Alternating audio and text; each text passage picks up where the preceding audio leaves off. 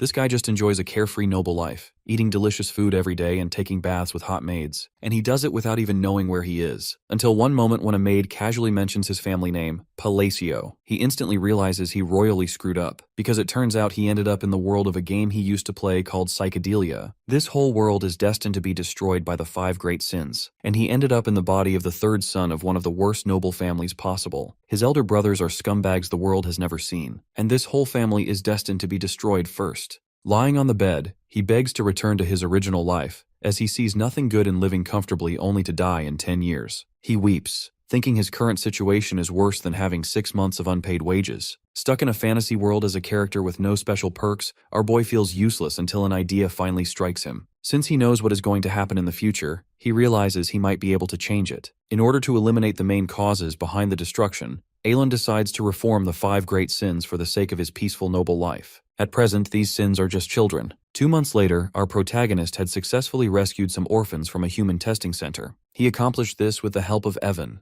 a knight he hired recently. Evan reports that he has left the management of the orphanage in the hands of a girl named Utia. Our hero nods in agreement, realizing he made the right choice in picking Evan for the job, as the knight is quite skilled at handling such tasks. However, Alon struggles to show facial expressions, which leaves Evan puzzled and wondering if what he just heard was a compliment. Our boy notes to himself that he is simply unable to move his face muscles. He reflects that Evan is a rare gem in the world of psychedelia because he remained honest and loyal despite the betrayals around him, which is why our protagonist hired him as soon as he found him. Returning to the report, Evan mentions that the only reason he was sent was to save Utia. As Alon confirms this, Evan remarks that the girl is very different. With his experience as a mercenary, the knight can tell Utia is no ordinary child. She seems quite strong, and he cannot understand why she simply accepted being locked up. He is curious why our boy didn't bring her back to the estate. Alon agrees with the sentiment, but internally he thinks it might look like he is neglecting her instead of utilizing her potential. In reality, it is part of his plan to keep her in the orphanage. Utia Bloodia is a member of a bloodline that uses power through a contract with an indescribable otherworldly being. She is destined to become the sin of wrath among the 5 great sins, eventually causing hundreds of thousands of deaths as a monster. However, Alon believes that if she grows up peacefully, she will not turn out that way. He makes an excuse for leaving her there, simply stating that it is not the right time to bring her in. This leaves Evan speechless. Our hero further adds that the matter must not be leaked, then hands over a handwritten letter for Evan to deliver to Utia. Alon wrote this to calm her down, knowing she has gone through the trauma of human experimentation. Later, after Evan leaves the estate, our protagonist reflects on the letter. While it appeared to be for comfort, he actually wrote an incantation he heard in the game dozens of times. According to the Archbishop, this can be used to befriend the Blood Clan. Our boy used this incantation in the game to try to calm down wrath, but it failed because it was too late for her, ultimately costing him his life. Now our hero thinks that it might not be too late. He feels relaxed after removing one of the 5 destruction flags, although he finds it funny that a single sentence can make one friends with a monster. He believes the thoughts of those in the realm of fanaticism are unpredictable. In the meantime, Utia has read the letter, and the magic power she emits is overwhelming. She figures out that the person who wrote to her is Alon, but it pisses her off that he didn't call her to his side. She emits a deadly aura and, surprisingly, uses visualization magic power, a feat usually reserved for those at the master level. Suddenly, she recalls our boy saying it wasn't the right time to meet yet, and that excuse strangely seems to work. Utia calms down while interpreting the quote, considering it a promise that only her master, meaning Alon, would understand. Utia is the sin of wrath and the daughter of the Blood Clan, the Utia Bloody Queen. Meanwhile, back with Alon, he thinks he has managed to stretch his luxurious lifespan a bit further. He even imagines the bright moon in the sky is cheering for him. Now, our protagonist is fully encouraged to begin work on his next target. A cascade of books falls on Alon while he is busy searching for a clue regarding the location of the 3rd boss. Right then, Evan appears and reports that he has dispatched the 2nd child as ordered. Our protagonist's main concern is whether the knight treated the child gently. Evan nods, but before he can complete his report, the study door is destroyed. The intruder is none other than the 2nd brother, Tonio Palladio. He mocks our boy for reading books despite being illiterate, but Alon remains quiet about Tonio's insults. Our hero is so annoyed by this behavior that he wonders how the original Alon managed to live like this. While he would like to fight back, he chooses to kneel and take his leave instead. Tonio is immensely pleased by this submissive behavior, but in that very moment, he is nearly struck by a dagger. The one who threw it is Alon's first brother, Leo Palladio. Now, both of the brothers glare at each other with killing intent, mocking one another's stench. In the game, the Palladio family members were merely minor characters who disappeared quickly, yet they possessed overwhelming power. Therefore, Avalon decides not to get involved with his brothers as they fight over the position of family head. One is an underworld boss known as the Prostitution King, and the other is a drug lord running a massive cartel. As the two brothers begin fighting in the study, Avalon and Evan flee the room. Our boy is determined to live a happy life as a supposedly incompetent illegitimate son. They eventually return to Avalon's room, where Evan reports that the second child does not seem ordinary either. Seeing how dumb our protagonist acts, Evan is confused and wonders how someone like Avalon could discover secret human markets and illegal slave trades to rescue children. To the knight, our boy looks like someone who cannot even take care of himself. He considers Avalon odd for sending this second child to the orphanage as well. Our hero notes to himself that these children are not just beyond ordinary, they are at a world destruction level. The Allied Kingdom consists of several nations, and the second child was found in the illegal slave market of the Kalian Kingdom. This child is the second boss of psychedelia, Deos Macalian. After being sold as a slave and abused across various locations, he eventually became the Sin of Sloth and eliminated kingdoms in the most terrifying ways. This was the part of the game where most players were terrified by his cruelty. In reality, the Sin of Sloth is a diligent person who repays exactly what has been done to him. Therefore, our boy specifically told Evan to treat him kindly. Avalon gives the same reason he gave before, that the time simply hasn't come yet, though his hand trembles as he sips his tea. Evan expected this answer, but wonders if the letter sent to Udia was regarding this second child. Our protagonist confirms this, noting that he also added some everyday venting to build familiarity with her. Additionally, he asked her to take care of the child he was sending. At the orphanage, Deos does not play with the other kids much. Later that night, Utia approaches him, recognizing how broken he looks. Surprisingly, she talks about that thing that left scars on Deos's body, the black goat. She unexpectedly congratulates him for being chosen by the Great Moon. As a chosen one, she advises him to feel his granted power and draw out what belongs to him. She insists that if he shows loyalty and follows only that person, he will surely get his revenge. Under the influence of her words, Deos emits a vast quantity of energy. Holding Alan's letter under the moonlight, Utia decides to send a reply. The next day, our boy is again busy in the study searching for the third boss. Suddenly, Evan bursts in with terrible news. Alan's second brother has just died. It is quite unexpected for Tonio to die this early. Later, our protagonist attends the funeral, where shockingly, his own father is present with women on both sides. It is a total mess, and Alan finds it insane that drugs and women are present at a funeral. More importantly, he finds it weird that Tonio supposedly died from an accidental fall. He wonders if the story settings have changed, because in the game,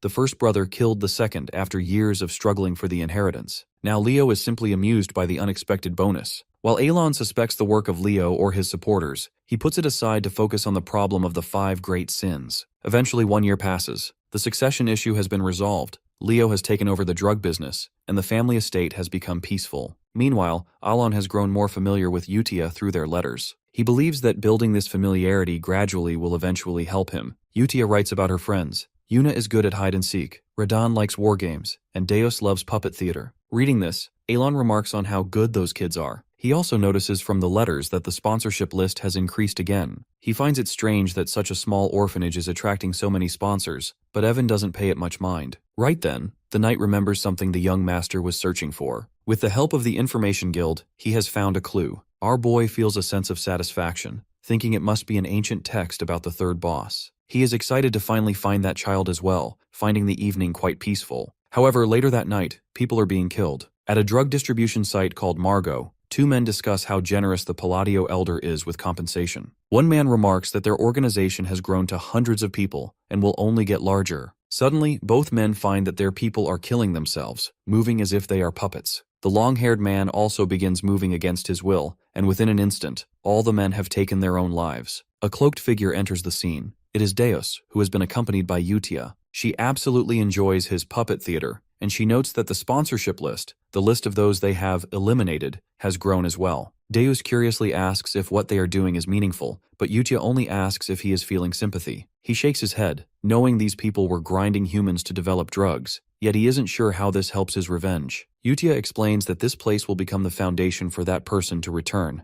and it cannot be shabby when they arrive. She claims this is the will of that person. With that, the 2 of them leave the scene, engraving the symbol of a blue moon on the ground, the symbol of their hero's sword. 2 years have passed since Alan and Utia began their frequent exchange of letters. Currently, Evan is struggling to find our young master within the estate, but after searching for some time, he finally locates him in the back garden. Alan appears to be practicing something in the quiet space. Evan reports that he has successfully sent the 5th child to the orphanage, news that brings our hero a sense of total bliss. Over the last year, our protagonist has successfully located the remaining 3 sins. To celebrate, Avalon treats his personal night to some snacks. He reflects on how much he struggled to find the 3rd child, who was destined to become the sin of greed. Since Evan has worked so hard, our boy treats him to macarons and instructs him to rest, acknowledging that the knight has traveled everywhere for his sake. Now that the mission to fill the orphanage is over, Evan feels a deep sense of relief. Lying on the grass, the knight wonders aloud if our hero is finally happy. Avalon nods in confirmation, but Evan points out that his master's face doesn't show it at all. Even with a completely plain expression, our boy insists that he is indeed smiling, though Evan eventually gives up on the argument. Later, while laying on the grass, our protagonist notes that things are going much more smoothly than he expected. The bosses of psychedelia only became the 5 great sins due to their tragic histories, and Avalon believes that by rescuing them early, the possibility of them reaching that dark state has become low. Initially, he had worried he would find the children in poor condition, but a new letter from the orphanage suggests otherwise. Evan delivers the report, which states the orphanage is running smoothly, and the children have become much more cheerful. Because of this, our boy decides not to hire a professional childcare teacher. He never expected Utia to manage the facility so well, and wonders if she had some past attachment to such a place. He concludes that she is a good kid. In her letter, she reassures Avalon that everyone is healthy and growing well, specifically telling him not to worry about Deos anymore. It feels good for our boy to know the children are thriving, especially since their growth environment is vital to preventing the rise of the sins. However, Evan is frustrated that our protagonist hasn't actually met the children yet. Avalon tries to dodge the subject because he personally has no desire to see them. While getting close to them might be beneficial, the memory of how tragic and horrific their paths were in the game makes him feel like throwing up. Even though he rescued them before their awakening, our hero remains terrified of them. Turning away, he gives a rough estimate that he might meet them in 5 years. Now that the 5 sins are gathered, Avalon begins to focus on his own self-preservation. In this fantasy world, magic is essential, and luckily his current body possesses the talent for it. Suddenly, Evan mentions an organization called Blue Moon. Avalon is entirely unaware of the name, but Evan explains it is a famous group that destroys criminal organizations. Our boy doesn't pay much attention, assuming that since no such group existed in the game, it will likely disappear soon. Evan adds that they also eliminate corrupt nobles, expecting his master to have heard of them, but Avalon simply ignores the comment and tells the knight to sleep in the room next to him. Later that night at the orphanage, Utia receives reports on the activities of Blue Moon. One child, Seolong, reports that she has eliminated everyone at her target location. She is the sin of pride, and confidently reveals that her identity remained a secret because her clothes were specially made by another child named Rhine. Seolong adds that she offered to spare her targets if they could guess her eye color, but none of them succeeded. Rhine, who is actually the sin of greed, coldly reports that she has burned the corpses as well. Another child, Radon, reports that the south is clean too. As the sin of mysophobia, he turned the men from the Avalon organization and an illegal experimentation facility into something unrecognizable. Utia is satisfied with their work, reminding them that they exist for the Great Moon.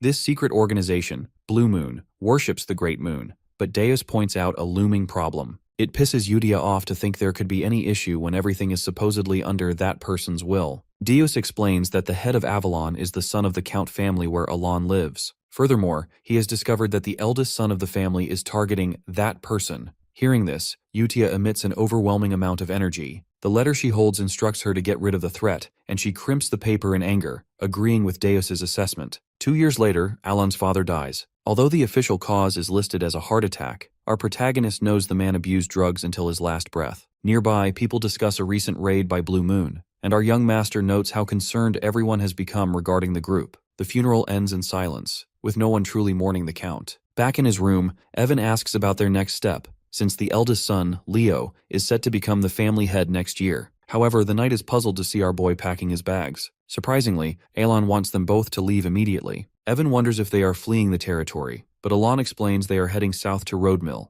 a small village. As they depart, Leo observes them from the estate. After enjoying 3 full days in the village, they return to the estate, but only because our boy has come for the funeral of his first brother. He hadn't actually planned on returning, and he is deeply confused to see Leo die so soon. The cause of death was a sword through the heart, and there is no clue as to the identity of the murderer. When Alan tries to ask a servant for details, the man reacts with sharp fear and apologizes just for making eye contact. This behavior leaves our young master puzzled. Soon, Evan leans in and whispers, asking Alan if he is the secret mastermind who eliminated the Avalon organization overnight. Our hero is left in total shock. On the day Alan left for Roadmill in the carriage, Evan wonders why he has chosen a village instead of a city. Before answering, our boy reflects that this village is the final destination of his plan. He has saved the 5 great sins from their struggling lives and prevented the future in which the whole world is destroyed. Roadmill, on the other hand, has no connection to the original story, plus it has a Palladio villa. Our protagonist plans to live a luxurious life like a noble. However, he reveals to Evan that there is a reason for everything.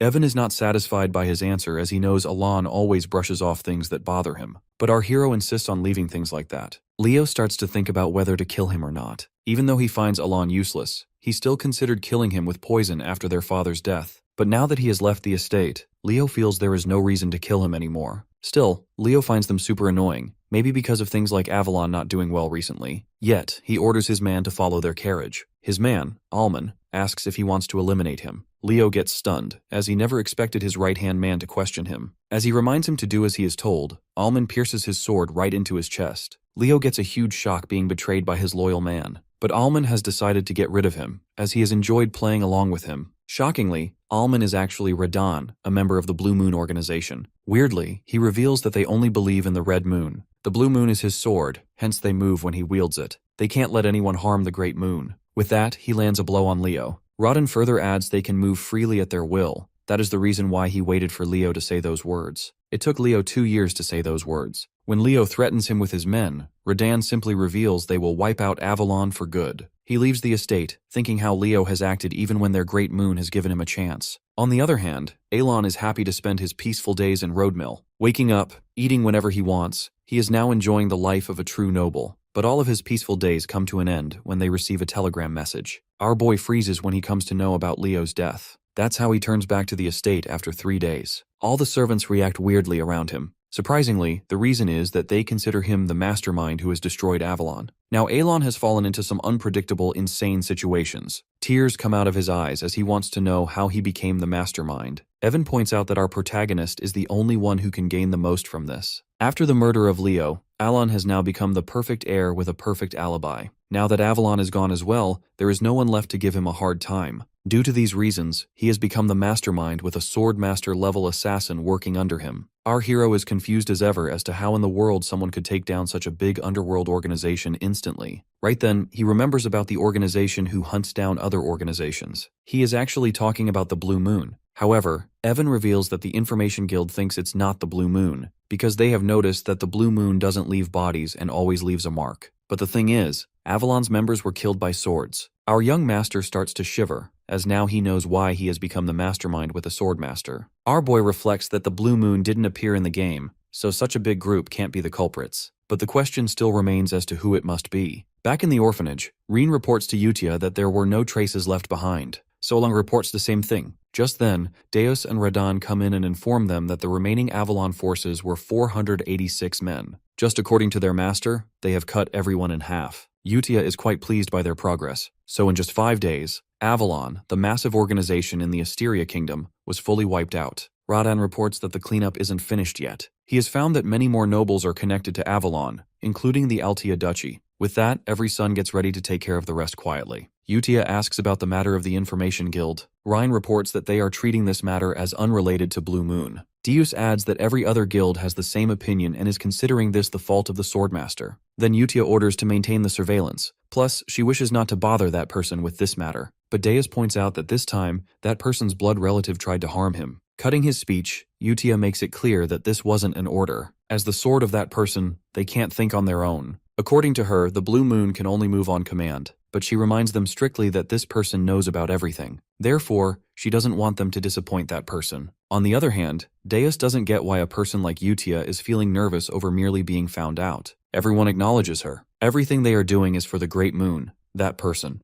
In the estate, Alon was pretty busy after the funeral. All he wanted was to live a relaxing life using his money. Due to the death of Leo, he has earned a lot of resentment, although Leo's death was supposed to be 6 years later. After the death of his brothers, all the family work has been piled up on him as the heir. Soon, a group of employees comes into his office holding books and scripts. Our protagonist gets frustrated as he wonders why they are working so hard. He reflects that they were all lazy and took shortcuts when the Count was here. After the vassals put their materials on his desks, they start to fear as they observe his cold expression. They wonder if he is angry. Therefore, in order to not lose their lives, they decide to work even harder. Alan understands that they are fearing him because of the rumor. He wishes for them to take care of their own things themselves. Later, our hero is busy in his combat training, but Evan is super confused as he wonders how he has reached the second year in just 2 years of self-study. He has typical headaches about 4 years of training to reach the second year, for magic cannot be used at all unless one is born with the gift. Our boy brushes it off as he makes a simple comment about being somewhat talented, although deep down, he knows that he's been practicing so hard for self-defense because he was super anxious. The technique he is learning now needs precise mana control. He doesn't want it to be half-baked. Furthermore, he never imagined using magic in a fantasy world.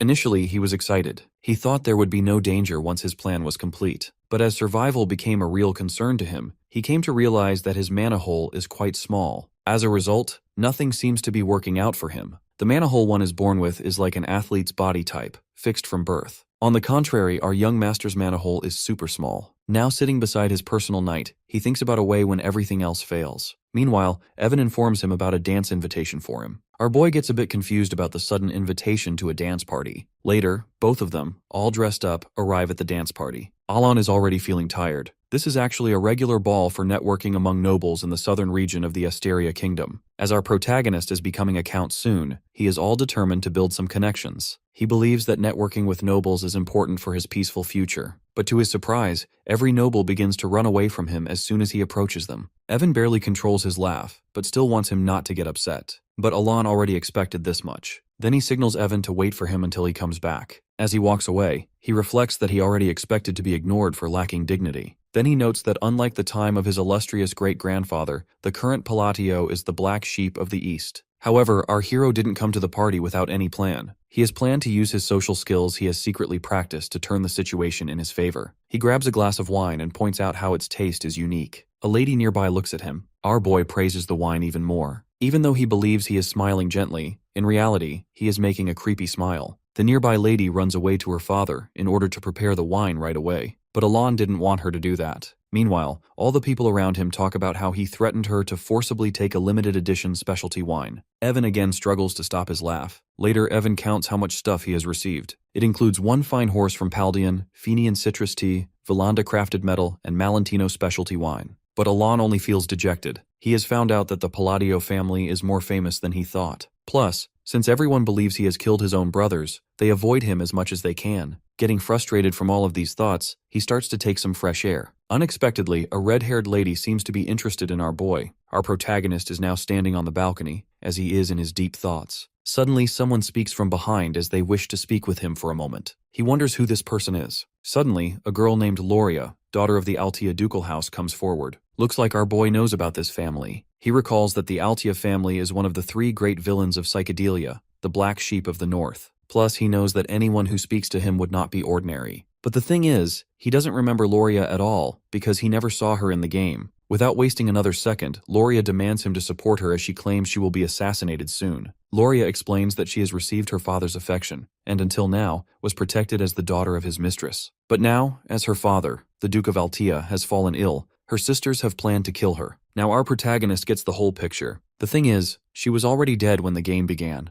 Even though she begs him to support her, he refuses straightforwardly. She then even offers him half of House Altia if he helps her. Still, Aelin doesn't seem interested in helping her. Deep down, he admits she is in a painful situation, but he also doesn't want to involve himself in the trouble of others because it is already hard keeping himself alive. Furthermore, he doesn't have those powers the rumors say he has, so he cannot help her. But our hero gives up as he sees her hopeless face. Therefore, to cheer her up, he mentions she will get something good in the future. He comes back to the ballroom. Unexpectedly, Deos and Rhine are observing everything from the shadows. They learn that Altia has approached the Great Moon. Deos thinks of informing the Red Moon that something is about to happen to that person. However, Rhine believes it isn't necessary. According to the information they have collected, Loria is the only one from her family who is not connected with Avalon, meaning she is not the target of Radon. Deus considers this good news, as all the other Altias will be taken care of sooner or later. Rhine then reminds him that their job is to focus on cutting off the information flow, because they don't want that person to know about the Avalon incident. Back in the party, Aelin feels like he has some kind of barrier around him as people are not engaging with him. Right then, a red-haired lady greets him. Our boy thinks that this is the opportunity for him to finally get friendly with nobles. Therefore, he greets her back. But seeing how shady she is makes him frustrated. Then he realizes he has seen her in the game. Seeing how she is acting makes him believe that anyone who talks to him first can't possibly be a normal noble.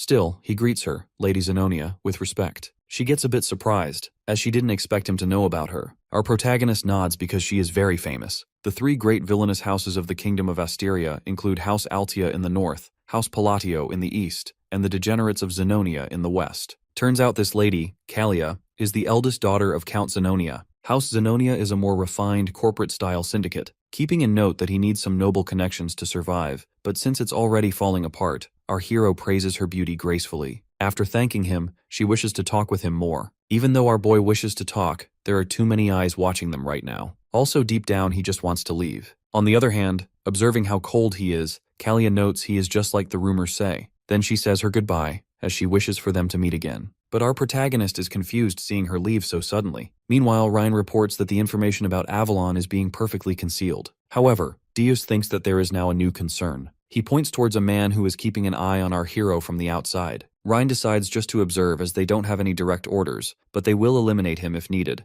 On some other day, Evan is confused to see the canyon, which is emitting a dark aura, along with Alon. Evan is puzzled to see how dark it looks from the inside even in broad daylight. On the other hand, our boy feels accomplished on finally finding it. As they head inside, Evan hopes for this not to be a fake one as well. But our young master reassures him, saying it's the real deal this time. Our protagonist internally thinks that it was easy to find in the game. Actually, the reason he came all the way here is because of the Labyrinth in the south. The Labyrinth of Whispers requires one to solve the riddles in 8 chambers to earn a valuable artifact as a reward. Even now, our boy remembers the whole walkthrough. They reach the front of a huge door, which is basically the labyrinth entrance. Even though our hero visited this place in the game a number of times, now he is feeling much different. Evan remarks that the display looks like someone has built this by hand. However, he is more curious to know how our boy knew about this. Unexpectedly, Alon reveals that he used to come here often. Evan grows confused. Then our protagonist smiles slyly as he mentions he was just joking. Inside, they see a number of dragon-like creatures flying, which are being smashed by 2 giant hands. The thing is, they will be smashed as well if they don't get a riddle right. But Alon is acting pretty calmly, which makes Evan stunned. Even though they have been together for 4 years, Evan still hasn't figured him out. Furthermore, all of the missions they have done till now are not related to each other at all. He doesn't know how in the world his master knows everything about this place, even when he has never left his home. In the meantime, our boy has gotten the riddle right, but the door won't open until one thing is done. As the door starts to open, Evan thinks that even after everything, following his young master has always led to something good in the end. He is so curious to know what our hero is now planning. On the other hand, Alon is feeling dreadful after trying to look at the massive door, as his neck has nearly sprained. As the door opens, both of them are now standing in front of a treasure. But our protagonist only orders to take the black ring and then head back home. Evan believes it will be totally useless, but our young master states that bringing anything else will bring them nothing but trouble. Wearing the black ring, Alon has now obtained the constraint. As soon as they turn back to leave, they find out that the piles of stones in the canyon were actually golems. Even in this situation, Evan only thinks about finding a way to at least make Alon get out of here. But surprisingly, our boy steps forward to eliminate those golems. Evan still reminds him that their first priority should be to escape. He tries to stop our protagonist by yelling that second-tier magic won't be enough here. But our hero has a plan. He uses Constraint Commence with the help of his new black ring. Some kind of powerful waves emerge from the ring against the golems. Someone recites a spell to use the black ring. Alon recalls that this part in the game had a selection window, so he knows that voice is actually the Labyrinth Clear Reward, Constraint. This is an absorption-type artifact that imposes restrictions on the user in exchange for power. Our boy shivers as he listens to the voice of the Labyrinth. Firstly, it says that in all spellcasting, the hand seals of Babylonia shall be absolutely required. The Labyrinth then asks what he wants to gain. Alon replies that he needs the power to twist the laws of the world a little more. The Labyrinth then grants his wish. Then, for the second wish, it again recites a spell. In all spellcasting, only the sacred words of Babylonia may be used. The Labyrinth then wishes to know what he wants by this. Our young master wishes for the same as before. But surprisingly, this time the Labyrinth remains quiet. Our protagonist wonders if he has done something wrong this time, as he even made the skill icon just in case. He knows that choosing both seals and words for the constraint gives the highest magic attack power. Our hero has mastered all the hand signs and phrases through practice, which means this should work out. Suddenly, the Labyrinth accepts his second wish. It announces that those who remember the seals and mysteries of the forgotten great god have received their gratitude, so they will carry on his will. But Alon doesn't know what they mean by carrying on his will. As the black thing is being absorbed, the constraint works successfully. The Labyrinth has decided to watch him, as he is the inheritor of the will. Just then, Evan yells to our boy that his second-year magic won't work here. Turns out the time was stopped, and our protagonist returns back to the very first moment when the golems start to attack them. Right now, he is all ready to test the constraint and the price it demands. Avalon activates his newly awakened thunder-like power. By utilizing the laws of refraction, rebound, blue light, and linear diffraction alongside the use of signs, he sends a powerful blow toward the golems. Evan is stunned to see all of the constructs being destroyed by our young master. After just a moment, the golems are completely obliterated. With the threat neutralized, Avalon and Evan start heading outside. Evan wonders if our protagonist was hiding his true power until now, but Avalon simply shakes his head, which makes the mercenary even more confused.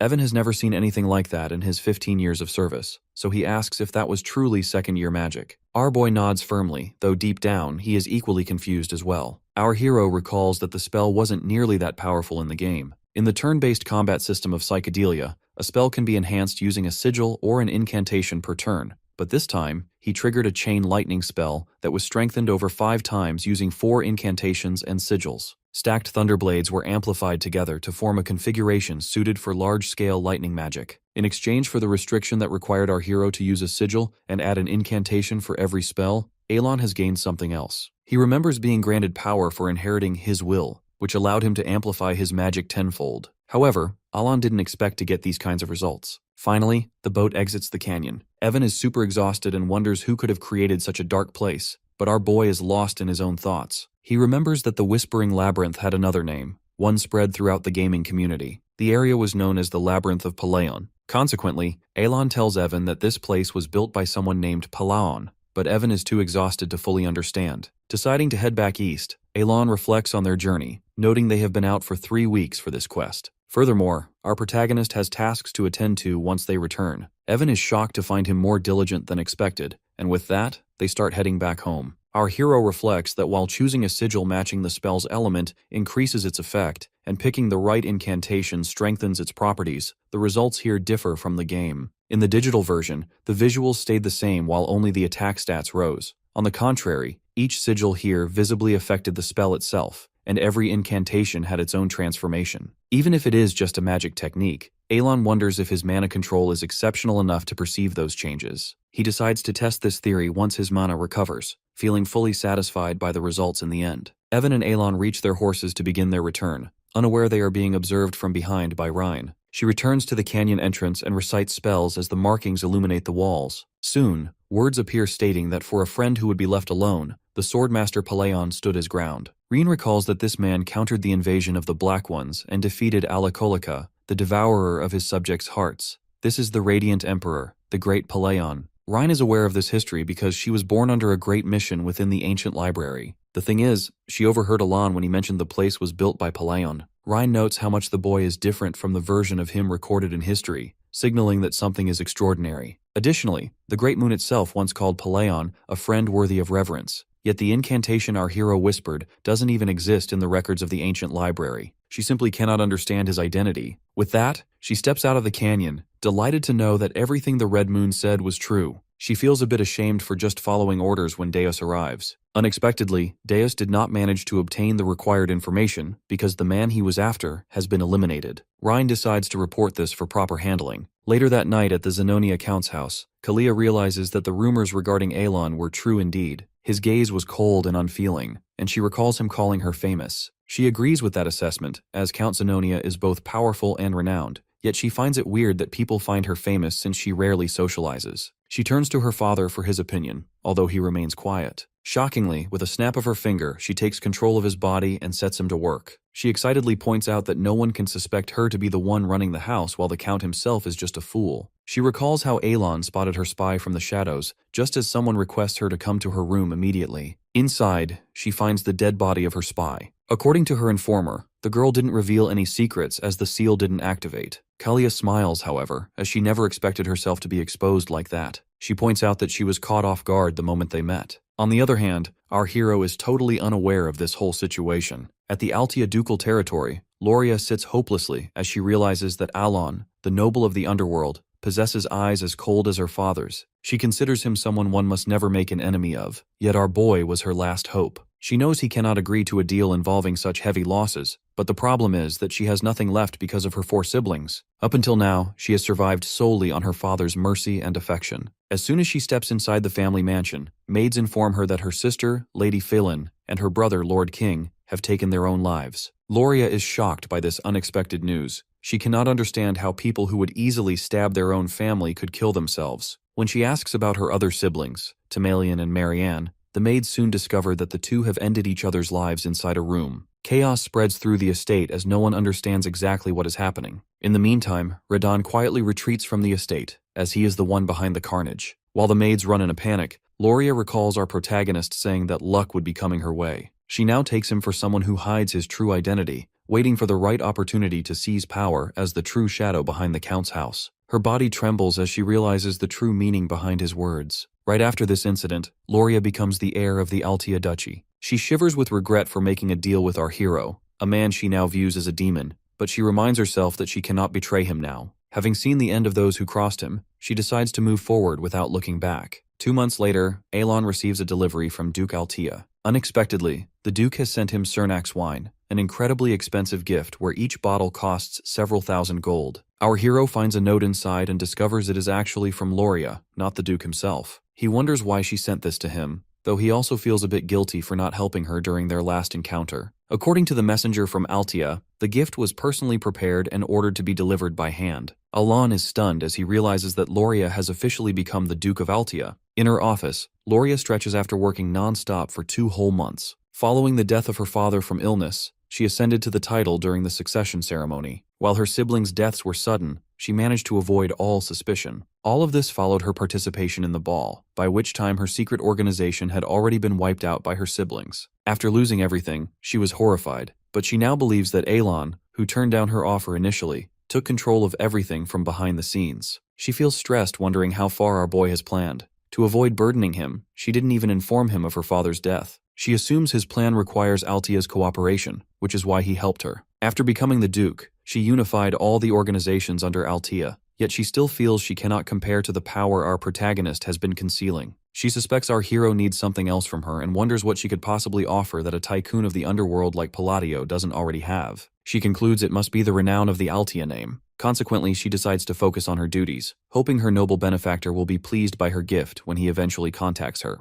Back in Alon's office, the Altia representative takes his leave. Our boy is in shock, unable to process her sudden rise to power. He feels as though something strange is happening. 5 years have now passed since he started living in the fantasy game. Evan approaches him, calling him young master, before correcting himself to count. Although Alon is not officially a count yet, he has been permitted to use the title since the new year. Internally, he feels gloomy because becoming a count was never part of his plan, but he decides that once he gets used to it, he can start enjoying the perks of nobility. Right then, he receives a letter from Utia. Despite the passage of time, they still have no information regarding the assassin who killed Leo. Evan wonders if the goal is to take revenge, but after considering how his presence has already caused small differences in the game's timeline, our hero reveals he simply wants to be prepared for the worst. Evan teases him for finally acting like a count, and Alon starts reading the letter. Utia informs him that everything is going smoothly and that everyone is fully absorbed in their hobbies. The report notes that Deos has become professional in puppet plays. Seolang enjoys playing games with friends. Ryan is immersed in her research, and Radan has taken up gardening.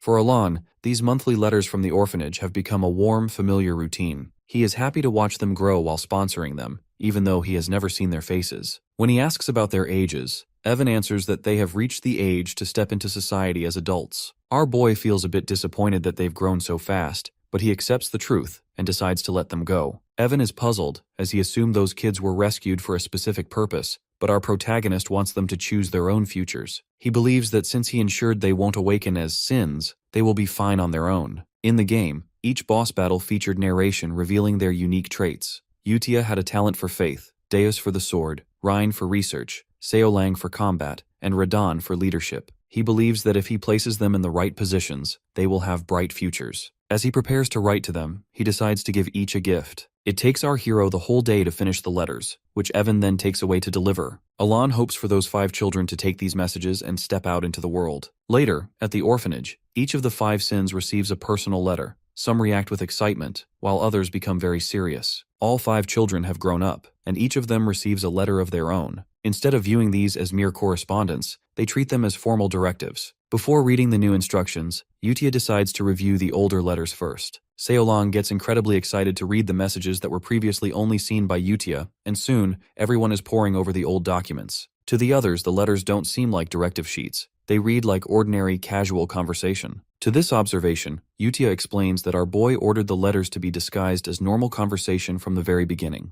She points out that in the first letter he wrote her, he asked about her well-being, and mentioned his second brother using him as a chair. Yutia interprets this as him pointing out a target for elimination, noting that he ordered her to report back afterward. She even reveals that the letter in which our hero instructed her to take care of the orphanage was actually a coded order to form the Blue Moon organization. This is how she has meticulously followed every word of our protagonist from the start. Deos notes that such methods must be to prevent information leaks, and Yutia agrees, stating that this is how they should properly decode the directives. However, Deos points out that it would be much easier to visit Avalon in person or use a magic communicator. Radan concurs, noting the inherent risk of leakage through physical mail, but Yutia coldly reminds them that their role is simply to follow orders. Right then, Seolang suggests they finally read the new directives. The letters assign them to their new posts. Deos is ordered to Caliban, the land of knights. Seolang is instructed to head to a colony. Radan is assigned to the pleasure city, Raxus, and Rhine is sent to the labyrinth city, Lartania. Yutia, on the contrary, is instructed to go to the holy kingdom of Rosoria. Deus doesn't quite understand why our hero told him to become a knight, but he notes that Avalon has decided to continue their sponsorship. Furthermore, the location of their individual gifts is written in each letter. Consequently, they all decide to head out instantly, with Yutia reminding them never to expose the name of the Blue Moon. 2 months pass as Avalon continues researching magic and techniques. He asks Evan about the assassins who killed Leo, but Evan hasn't found any leads from the Information Guild. Our boy reflects on how much the game settings have changed since he interfered to rescue the 5 great sins. Loria, who should have died, has instead become the Duchess of Altia and is rapidly building up her underworld power. Suddenly, Avalon orders Evan to stop the investigation into the assassins, believing he shouldn't involve himself further. In the game's setting, it is nearly impossible to evade the Information Guild's network. He begins to shiver, realizing he shouldn't bother with unforeseen situations that might lead to his death. He decides not to approach secret organizations, as they only react when harmed, and instructs Evan to drop the matter entirely. Right then, Evan reports that Deos has been knighted in Caliban. 3 months later, Evan adds that Deos has already created his own knight order. Alan is stunned, as that implies Deos has reached an expert level despite not being a knight for very long. Evan also mentions that the 5th Master Knight is expected to appear within 10 years, a title known as the Sword of Caliban. Our hero feels immensely proud of him. 6 months later, a full year after the Sins became independent, Alon finally becomes a count following his succession ceremony. Evan enters to inform him that Deos has officially become one of the 5 Swords of Caliban, a Master Knight. Alon pauses, murmuring in surprise, as he wonders if only Swordmasters can hold that title. In the game, a Swordmaster is a transcendent who has surpassed the Aura Blade and awakened an ability called Derivation. According to Evan, Deos hasn't managed to awaken Derivation yet, but the country granted him the title regardless after he defeated the 4th Sword, following Caliban's loss of a Master Knight to the Northern Barbarians. While it usually takes 15 years just to wield mana and decades to master Derivation, Deos reached this level in just a year, despite being totally unaware of swordsmanship previously. Our boy believes Deos will soon surpass Reinhardt, the youngest Master Knight in the game, if he can just bridge the gap with Derivation. Our hero starts to daydream about the benefits he might receive from this, but then he sighs, thinking he may not get anything at all. Evan waves this off, noting that our protagonist only sends letters to Yutia. Even so, the letters Yutia receives always include updates about the other sins, as they are all keeping an eye on each other. Alon hopes for at least a thank you from Yutia for the gifts, and feeling a bit disappointed, he slaps his own face to focus. He reminds himself that although they awakened as the 5 great sins, they haven't destroyed the kingdom. What matters most is that the children are living well. The scene shifts to the capital of Caliban, Kurdum, specifically the High Noble Residential District where the Lunar Eclipse Knight Order resides. Inside the Great Mansion, Deus Macallion, now the captain of the Eclipse Knights and the youngest Master Knight, observes his sister from a window. They wave at each other. Even after a year, Deus finds the memory of his transition embarrassing. He had lost everything to the Black Ones, leaving him with nothing but uncontrollable hatred. The Great Moon, Avalon, saving his life hadn't been enough to earn his loyalty initially. However, the promise that he could eventually take revenge himself kept him loyal to the Blue Moon. Working for the organization was dangerous, but he didn't care about his safety, completing missions for years to pave a path toward his enemies. Finally, he received his first personal directive. Our hero provided the location of a gift in a small southern inn at Regat 10. Though Deos didn't care for gifts, he went anyway. To his surprise, he found his long-lost younger sister at that inn. He had thought he lost everything, but through Avalon, he found a sister as precious as life itself. Deos finds his sister, whom he had long believed was dead. Her name is Shilly, and as they later sit to enjoy tea together, he asks what happened after they were parted. Shilly explains that after their separation, she was taken away by them. She waited in the darkness for a very long time,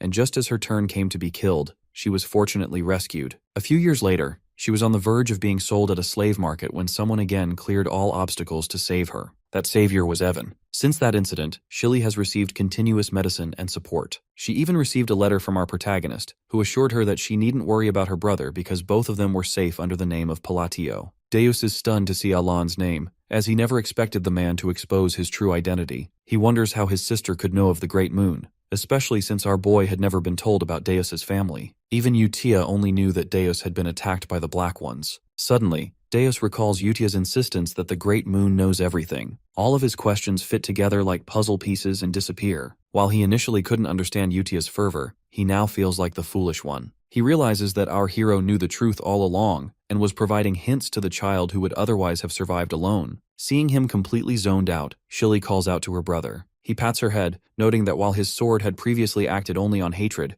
the Great Moon had overlooked his flaws and shown mercy. For Deos, who had lived only for revenge against the Black Ones, the survival of his family fills him with deep gratitude. He finally understands why Utia follows Alan, not as a blind believer, but as a loyal subject to a man of infinite foresight. To repay our hero, Deos vows to reach the pinnacle of Caliban as a master knight and create an elite guard of top swordsmen. Fast-forwarding to the present, Deos has formed his own group and prepares for a briefing. Standing before his elite unit, he declares that the upcoming expedition will be the foundation for the eclipse. He waits for the day he can offer a repayment that satisfies the Great Moon, strictly instructing his knights to prove their worth under the moon before they depart to battle the barbarians. Back at the Palatio estate, Alan is resting peacefully, satisfied that the 5 children have grown up. Suddenly, a gust of wind blows his messy research notes across the room. Since returning from the Labyrinth, our protagonist has focused on researching phrases. After organizing his results, he notes that refraction enhances the imperfection of completed spells to expand their area of effect. Repulsion alters the form of the projectile, causing it to transfer, while blue light enhances parallel magic like lightning. Linear diffraction, on the other hand, grants penetration for critical hits. Our hero has also established strict rules for these phrases.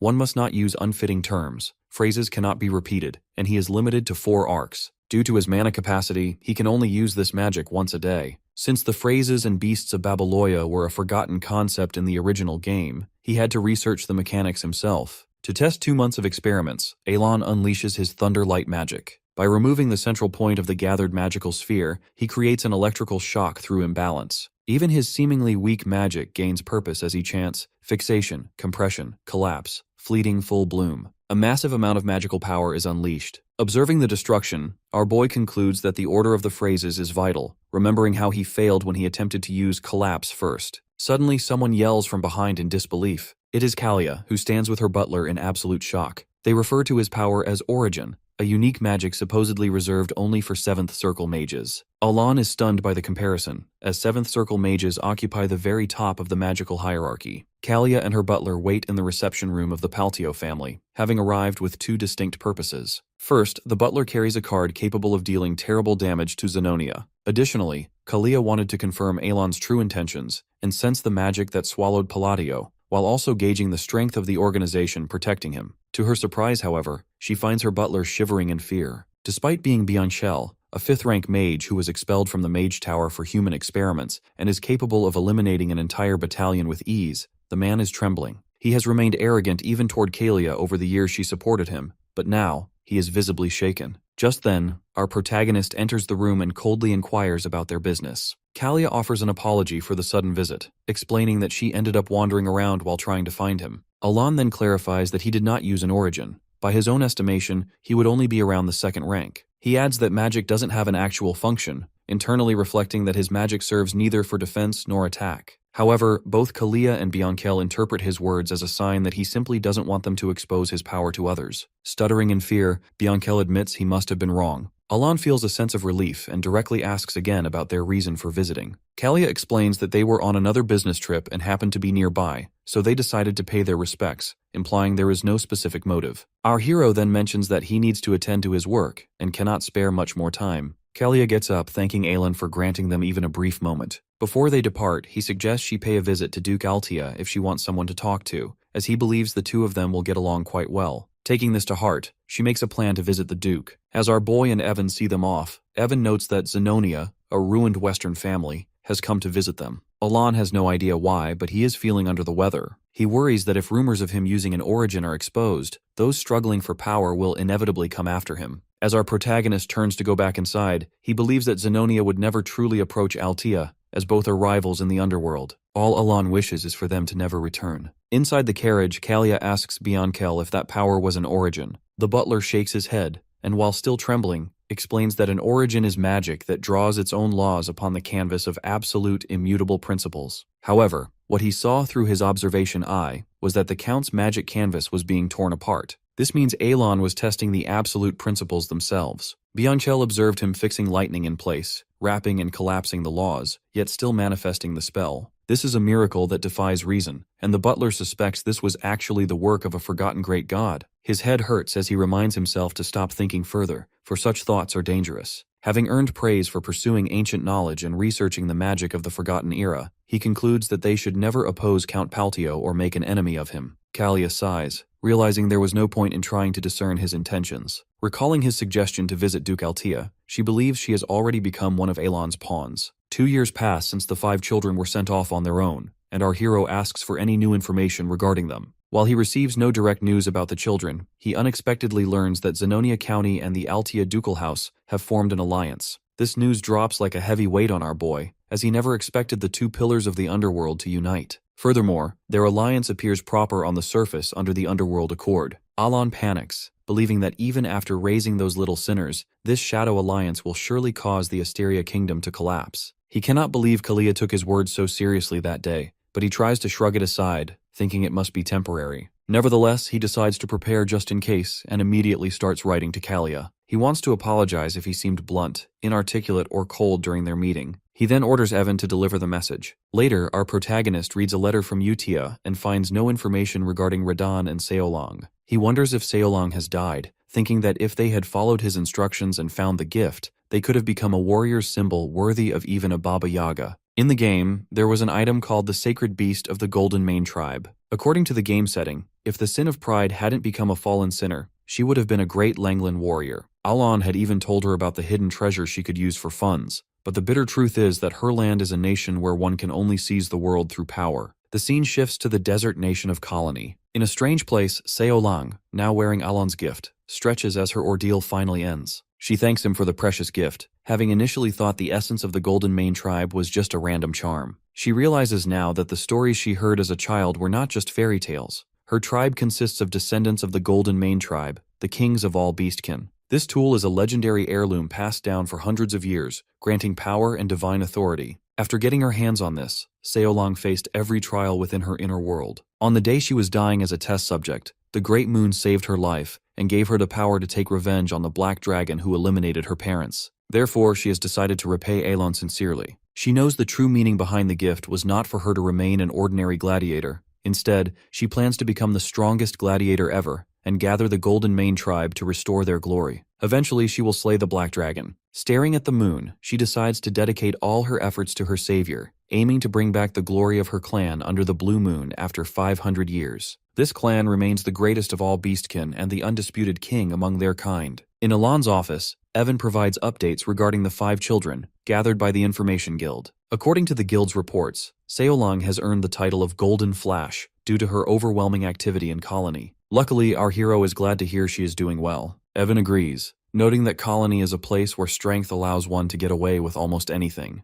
Unfortunately, he hasn't heard anything about Radan since he left to learn the trade in Raxus. Although Evan has some leads, they are still being verified for reliability. Suddenly, our boy coldly asks if Evan is busy. Taking a pause, Evan reveals that he has already finished every task on his plate. Alon then reminds Evan that they need to prepare early, as it will take roughly a month just to reach the magic tower. Evan flinches, as he was entirely unaware they were heading there. It turns out our protagonist had simply forgotten to mention the plan. While Evan points out that it only takes a week to reach the green magic tower, Alon has decided to visit the blue magic tower instead, located near the Labyrinth city. With that, Evan begins the preparations. Alon, meanwhile, clearly dislikes riding in a carriage. However, there is an item at their destination that can support his small mana reserves, making the trip a necessity. In the game, our boy had spent a great deal of time grinding in Lartania. The labyrinth at the center of the city served as the primary leveling map of psychedelia. The deeper a player ventured, the better the items they could obtain. Although countless players entered, no one ever reached the end, leading to frequent complaints that the map simply continued downward forever. Consequently, relics and artifacts are continuously discovered in this endless maze, making certified magic appraisers highly respected and wealthy professionals. There, a girl named Rhine is soon to take her appraiser exam.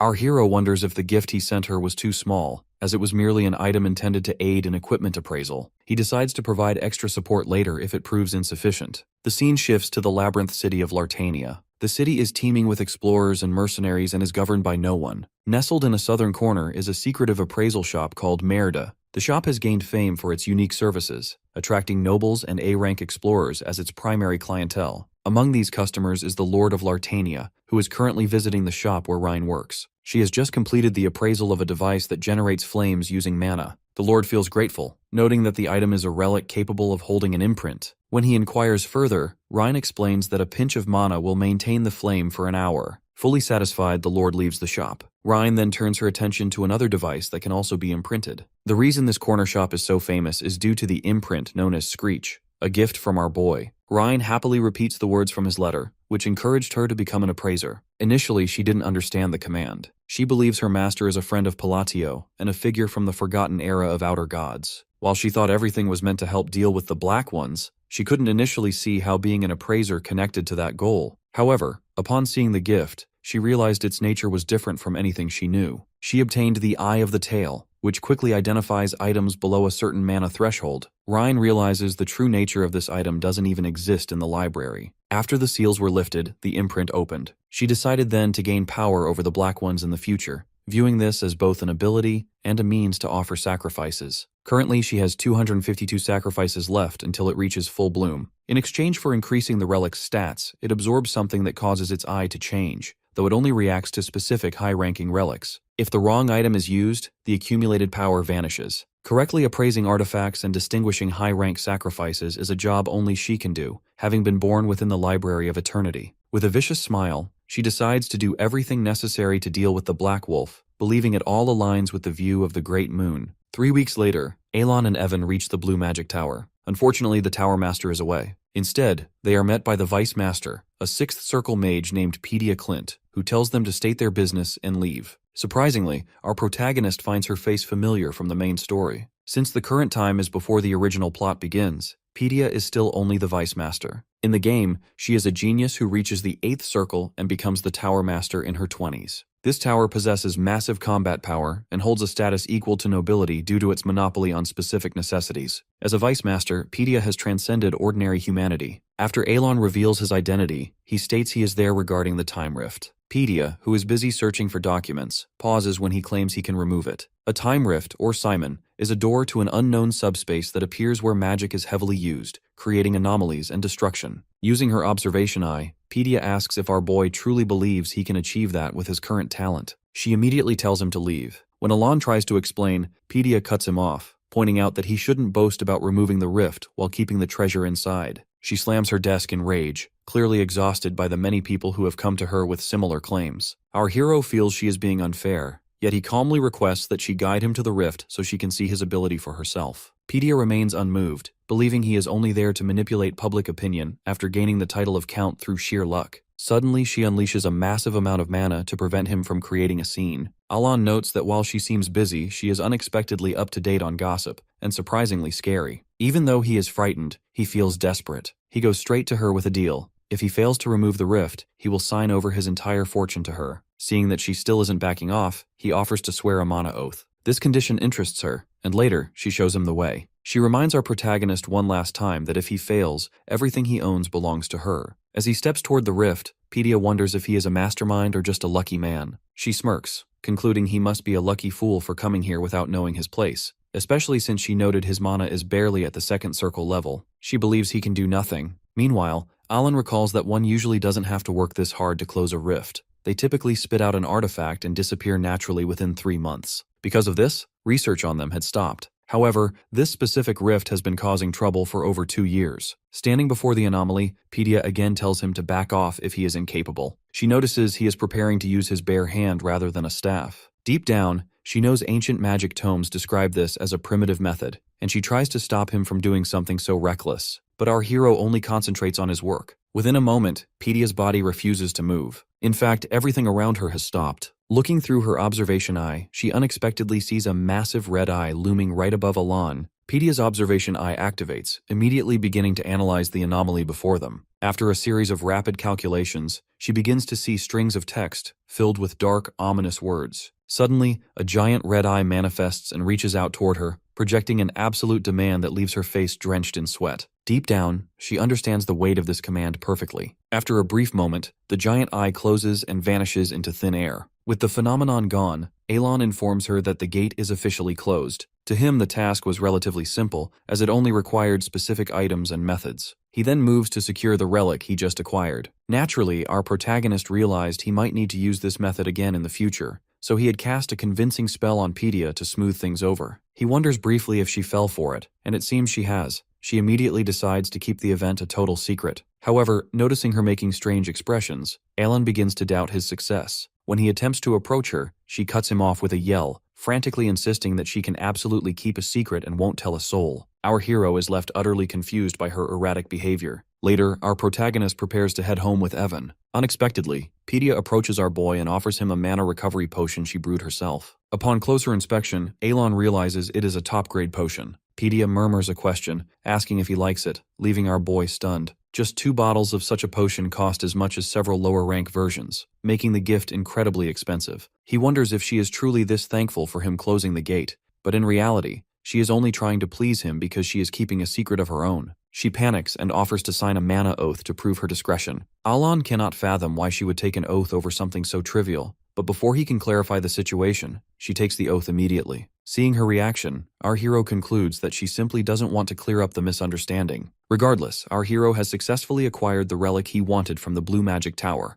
along with 5 bottles of potion and a binding oath. Inside the carriage, Evan points out that while the relic was difficult to obtain, it looks far more basic than he expected. Alan remains quiet, only revealing that he absolutely needed it. The item is actually the Seal of the Unholy One, a bracelet with a gem designed to absorb and store mana from the atmosphere. It seems to be working perfectly. Although its storage capacity isn't massive, it is more than enough to fill our hero's mana hole. Comparing his limited mana to the support item, he reminds himself that his path is one of magical research and self-preservation, not frontline combat. Still, his thoughts shift back to Pedia, as he remains unsure when exactly she developed her misunderstanding. When they were departing, Alan tried to explain that he was only a second circle mage, but she merely gave him a thumbs up and nodded, seemingly agreeing with everything he said. Reflecting on this now, our boy realizes her reaction was strangely similar to Kalia's. He feels a lingering sense of unease, though he calms himself with the thought that they likely won't meet again in the future. The scene shifts to the Altia estate, where Loria welcomes Kalia. Kalia greets her by commenting on her beauty, and Loria feels comfortable in her presence since they don't need to constantly assess rank or power between them. Strangely, both women find themselves occupied by thoughts of Count Palladio. When Alan suggested that Kalia visit Duke Altia, she only truly understood his intent once she followed the order. As they talk, they realize that both are under the influence of our hero. Their alliance was essentially forged by Count Palladio's command.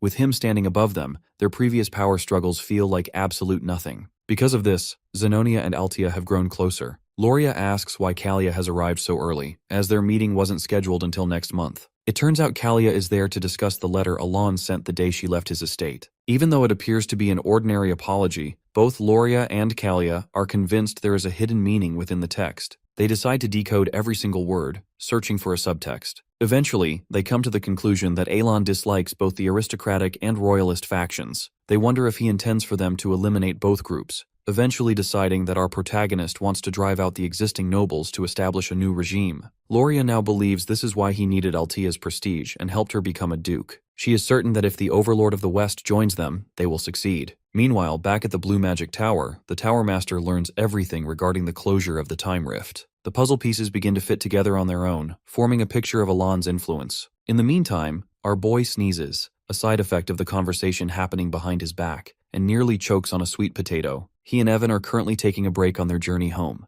Just then, a letter arrives from Utia. She has successfully become a priestess in the specific location selected by our hero. The Tower Master of the Blue Magic Tower finally returns. His name is Salem Micardo, an 8th Circle mage of immense power. Seeing Pedia looking under the weather, he asks if she is all right. With a weak voice, she informs him that she has completed everything he entrusted to her. Noticing her extreme exhaustion, Salem grows worried. He reflects on how she became a vice master at such a young age. She is so blessed with talent that her pride previously knew no bounds. She was always so strict with new recruits that she often moved them to tears. Yet because she was so serious about her magic, Salem never tried to correct her personality. He believed that once she reached the 7th circle, she would automatically become humble after realizing how limited her achievements truly were. Now, however, the situation seems very strange. He tries to cheer her up with a joke about his mission in the northern region, asking if the workload was really too tough for her. She only sighs and reveals that Alon has closed the Time Rift. Unfortunately, she cannot explain how it was closed because she is bound by a mana oath. With a sad face, she simply endures the restriction, unable to say anything more. Salem pats her head, and deep down, he is actually pleased to see that her arrogance has finally been broken. He wonders if the magic used was an origin.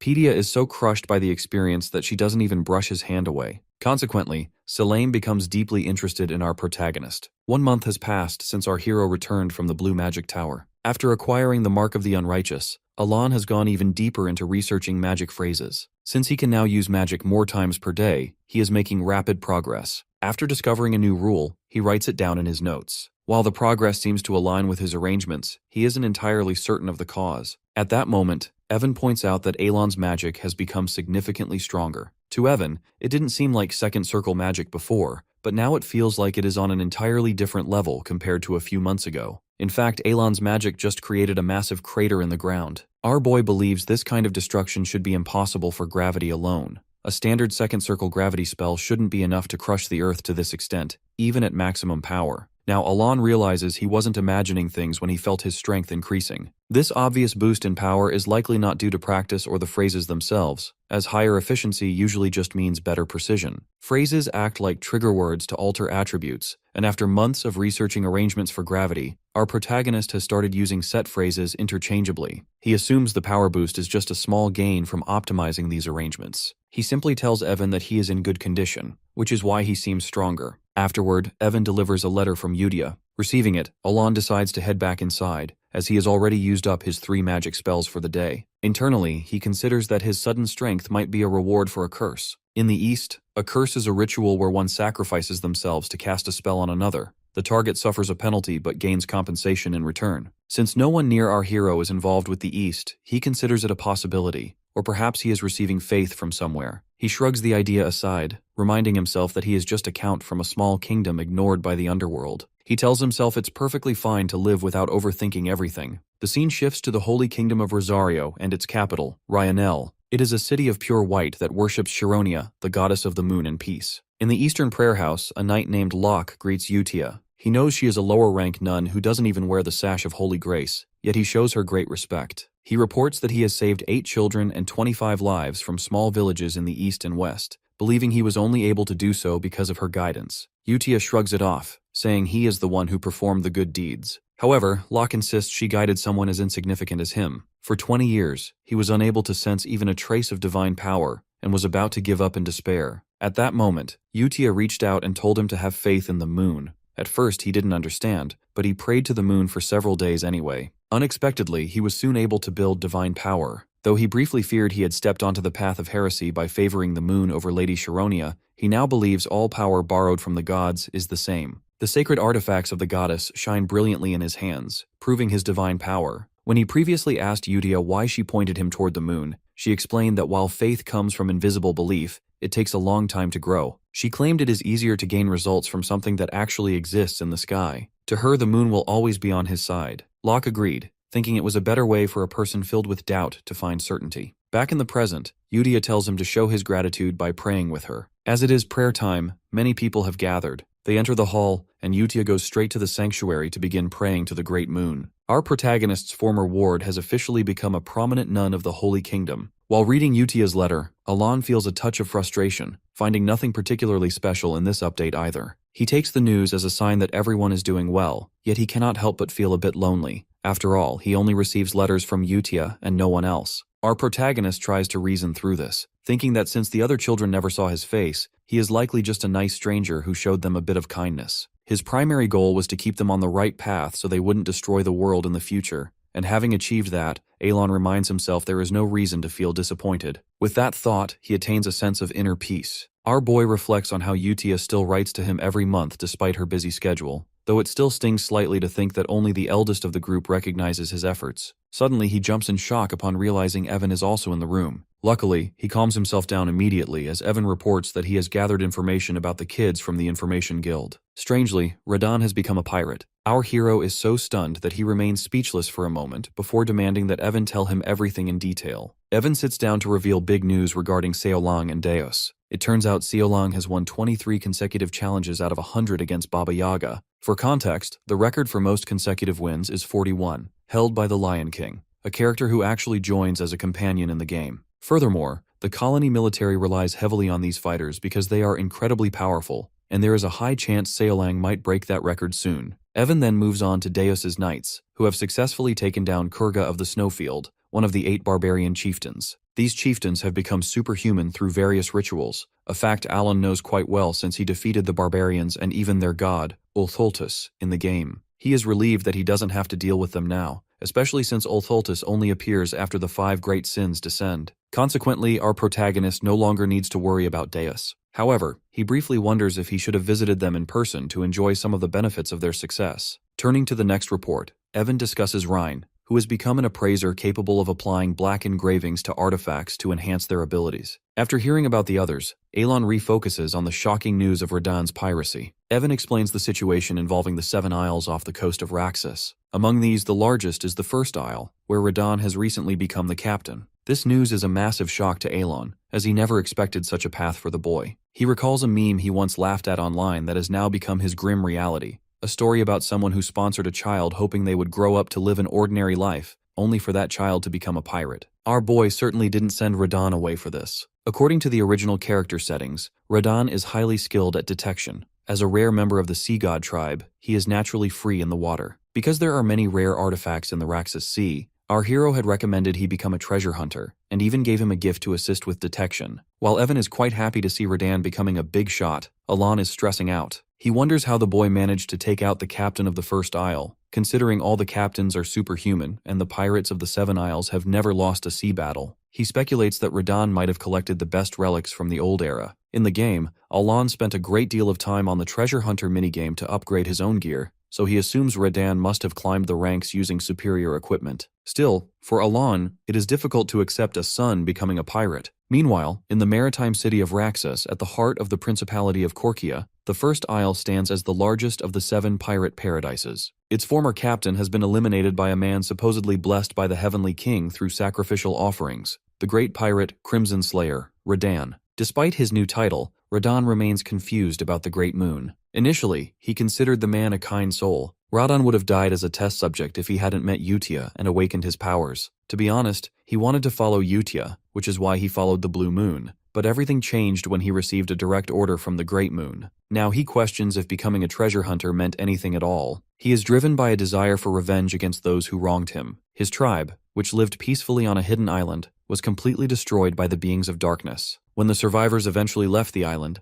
hunters killed Radan's parents and sold him into slavery. Therefore, being a simple treasure hunter didn't align with the vengeance he sought. By the time the orders reached him, Radan had already decided to follow them. His resolve is hardened when he spots a ship filled with the very same hunters who murdered his parents. According to their captain, they have received the Heavenly King's blessing as chosen pirates. Raiden initially dismissed the talk of a Heavenly King as nonsense. However, he discovered that power is granted by the Sea God Claired only through sacred rituals using parts of the Sea God tribe's bodies. Raiden eventually realized the horrific truth. All the captains of the 7 Isles are using that power because his parents' bodies were split into 7 parts and distributed across the Isles. Radon believed that the Great Moon was behind all of this, which is why he had been sent to this specific location. He was initially shocked, as he had never mentioned his tragic history to anyone, yet he felt that the Great Moon was actively helping him achieve his revenge. However, at that time, Radon felt he was not strong enough to stand against the superhumans who possessed the power of the sea god. Right then, he realized there had to be a reason for the gift he had received. He came to believe that the Great Moon had planned everything,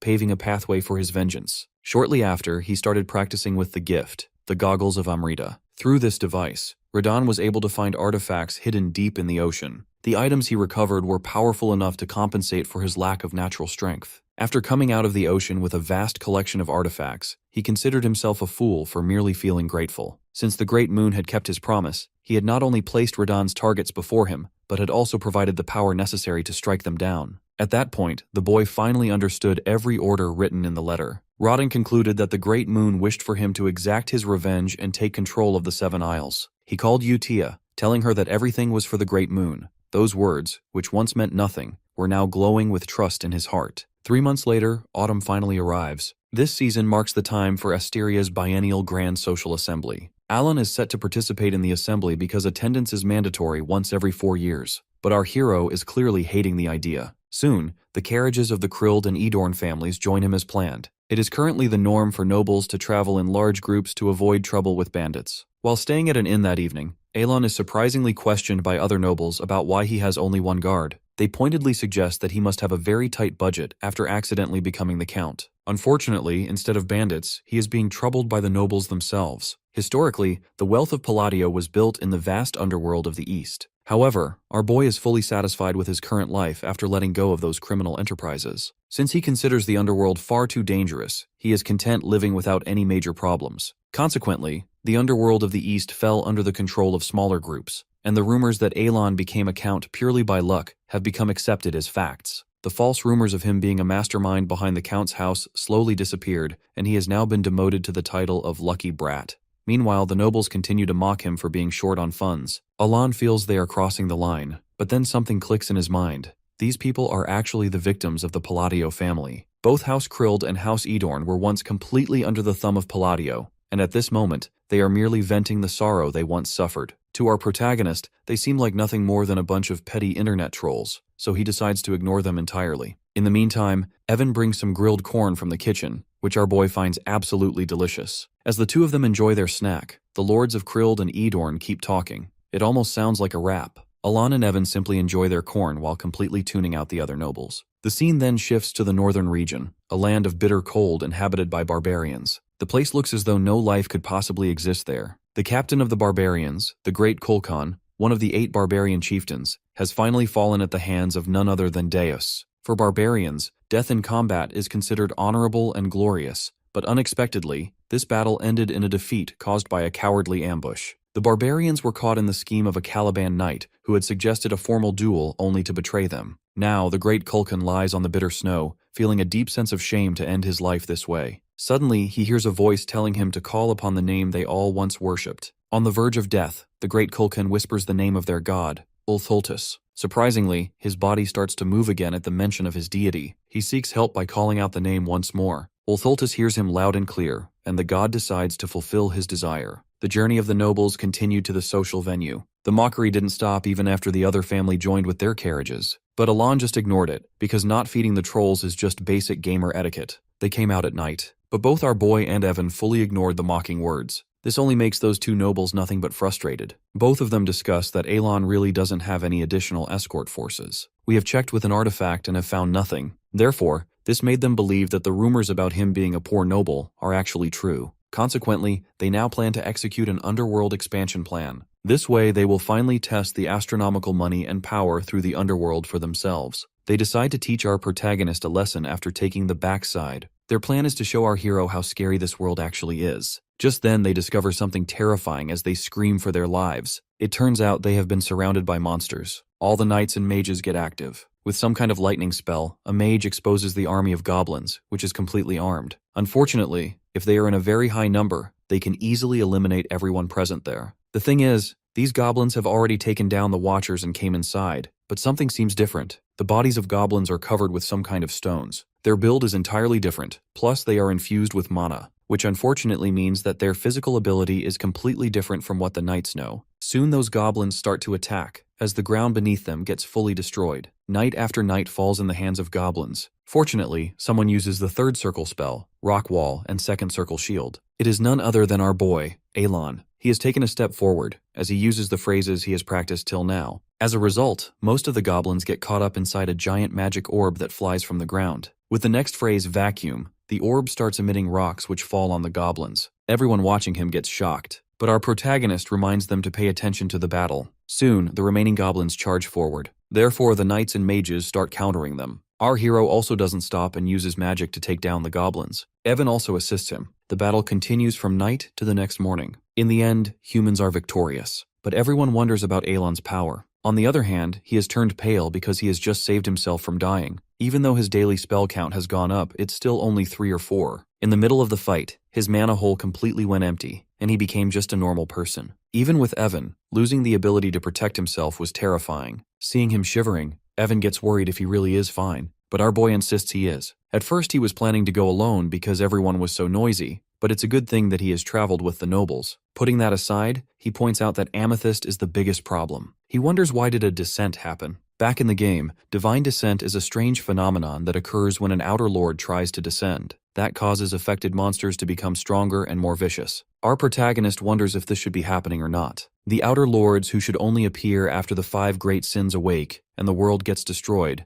have started to come down to this land. Our boy gets a headache as he can't think of a reason for this because the kids haven't awakened as the 5 great sins. Therefore, he decides to gather more information for resolution. If things continue this way, Elon will consider himself dead. Finally, all the nobles arrive at the Rotogray ducal family estate. Our count feels nauseated after the long journey. With that, the curtain of the grand social has risen. Inside the ballroom, Elon notes how everything there is made of gold, making it the perfect venue for a grand social. Evan adds that their goal is simply to show off their wealth. Seeing Duke Rotogray walking nearby, our boy decides not to involve himself with other nobles as he personally dislikes such interactions. Unexpectedly, Krild and Edorn reach out to our protagonist. They weirdly ask him to spare them some time. Surprisingly, they offer him the highest quality goods made from their territory. Plus, they also offer him a chest of coins to support him for his territory. Seeing them acting like this confuses our hero. However, his presence is actually cold, and both lords begin to shiver. They clearly regret messing with him. To understand this, we go back to the time after the battle with the goblins. Lords Krild and Edorn were trembling after seeing the magic power of Elon. Out of nowhere, they had borrowed a mage from Baron Alman. That mage was actually a third circle mage hired by Baron Alman to show off his wealth. Both lords then asked her about the magic which Elon unleashed in the battle. She straightforwardly stated that his magic actually surpassed her own. This made the lords think that our boy can actually use a third circle or even above. They concluded that he is hiding his true power and hence doesn't need any guards. Now in the present, both nobles are trying to save their lives by bribing him. Then they immediately bow down to beg for his mercy. But Elon only stands there in confusion. He doesn't even know what they have misunderstood. He is forgiving, but this time, as they have crossed the line, he decides to handle this by himself. Therefore, he turns on his cold mode. Both lords are trembling in fear, considering themselves dead. Later, Elon sends Evan to the Information Guild to get more information from the nobles. Soon, our protagonist spots 2 nobles having a secret conversation. Hence, he enhances his hearing with mana to hear their conversation.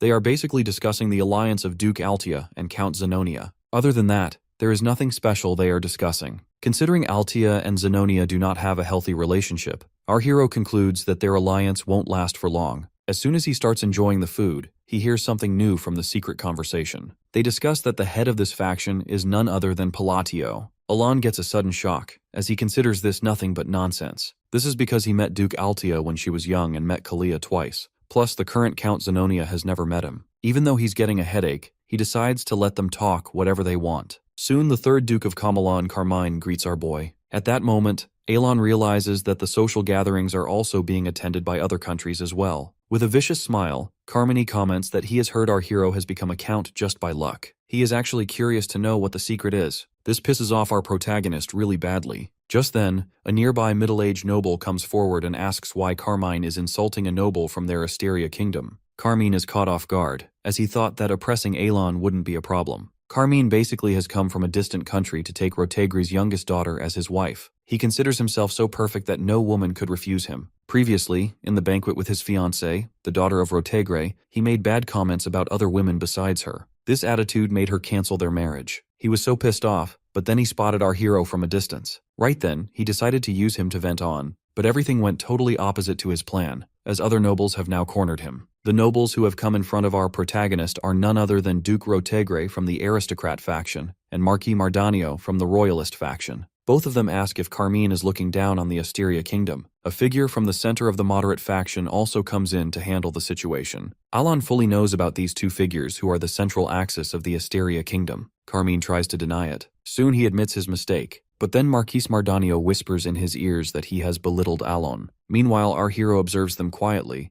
but this scene was so familiar to him. Right then, Carmine apologizes repeatedly, but the three nobles want him to say something other than an apology. This makes our boy remember painful memories from military service. Soon, Carmine apologizes for his rudeness as he runs away. Then those three nobles turn towards our protagonist as they were worried if he's fine or not. On the other hand, he hears a secret conversation of two nobles who believe that the rumors must be true as key figures are approaching him. They think that once Altia and Zenonia enter politics, Palladio will become strong and give them power. Our hero is super tired hearing about these rumors. If it continues like this, the situation can become troublesome for him. But then he lets them talk as they are just baseless rumors. Both Duke Rotegri and Marquis Mardanio start talking with our boy. Mardanio points out that he has heard that he is researching magic. Plus, he adds that he has obtained a good artifact. He instantly decides to give that artifact to Alon. Unexpectedly, the other two had also prepared a gift for him. As Alon couldn't resist this temptation, he decides to stay quiet. In this way, he has obtained 2 magic artifacts and 5 mana potions. Early morning at Duke Rotegri's annex, Mardanio reports to someone that Alon has accepted the gift. Light gifts among nobles are just a greeting, but important items like artifacts have a bigger meaning. For those who want to join a faction, giving a gift to the faction's head means acceptance. The lady to whom Mardanio has reported mentions that Alon has accepted him. Mardanio laughs as he considers this the work of Duchess Altia. That lady in front is actually Duchess Altia, who comments that now they share the same goal. That lady asks about the others, and Mardanio reports that all of them are ready to be accepted. He, however, doesn't understand why she has personally approached those whom Alon has chosen. He believes that after selecting the necessary pawns, they will go through a transition ritual involving sincere bribes. Even as the rumors are spreading like wildfire, something like this is clearly a political current. Therefore, he decides to use this opportunity as well. On the other hand, Loria is truly satisfied by the progress as she decides to move to their next step. Fast forward to the 4th day of the banquet, and Alon keeps on receiving gifts unexpectedly. Our protagonist believes that people are reacting this way due to the false rumors suggesting he has a great relationship with Altia and Zenonia. Despite this, he can't resist the temptation to accept more and more gifts. Suddenly, Evan approaches him from behind, which scares the hell out of him. After evening, our hero gets to know that an outer god has already descended in the northern region.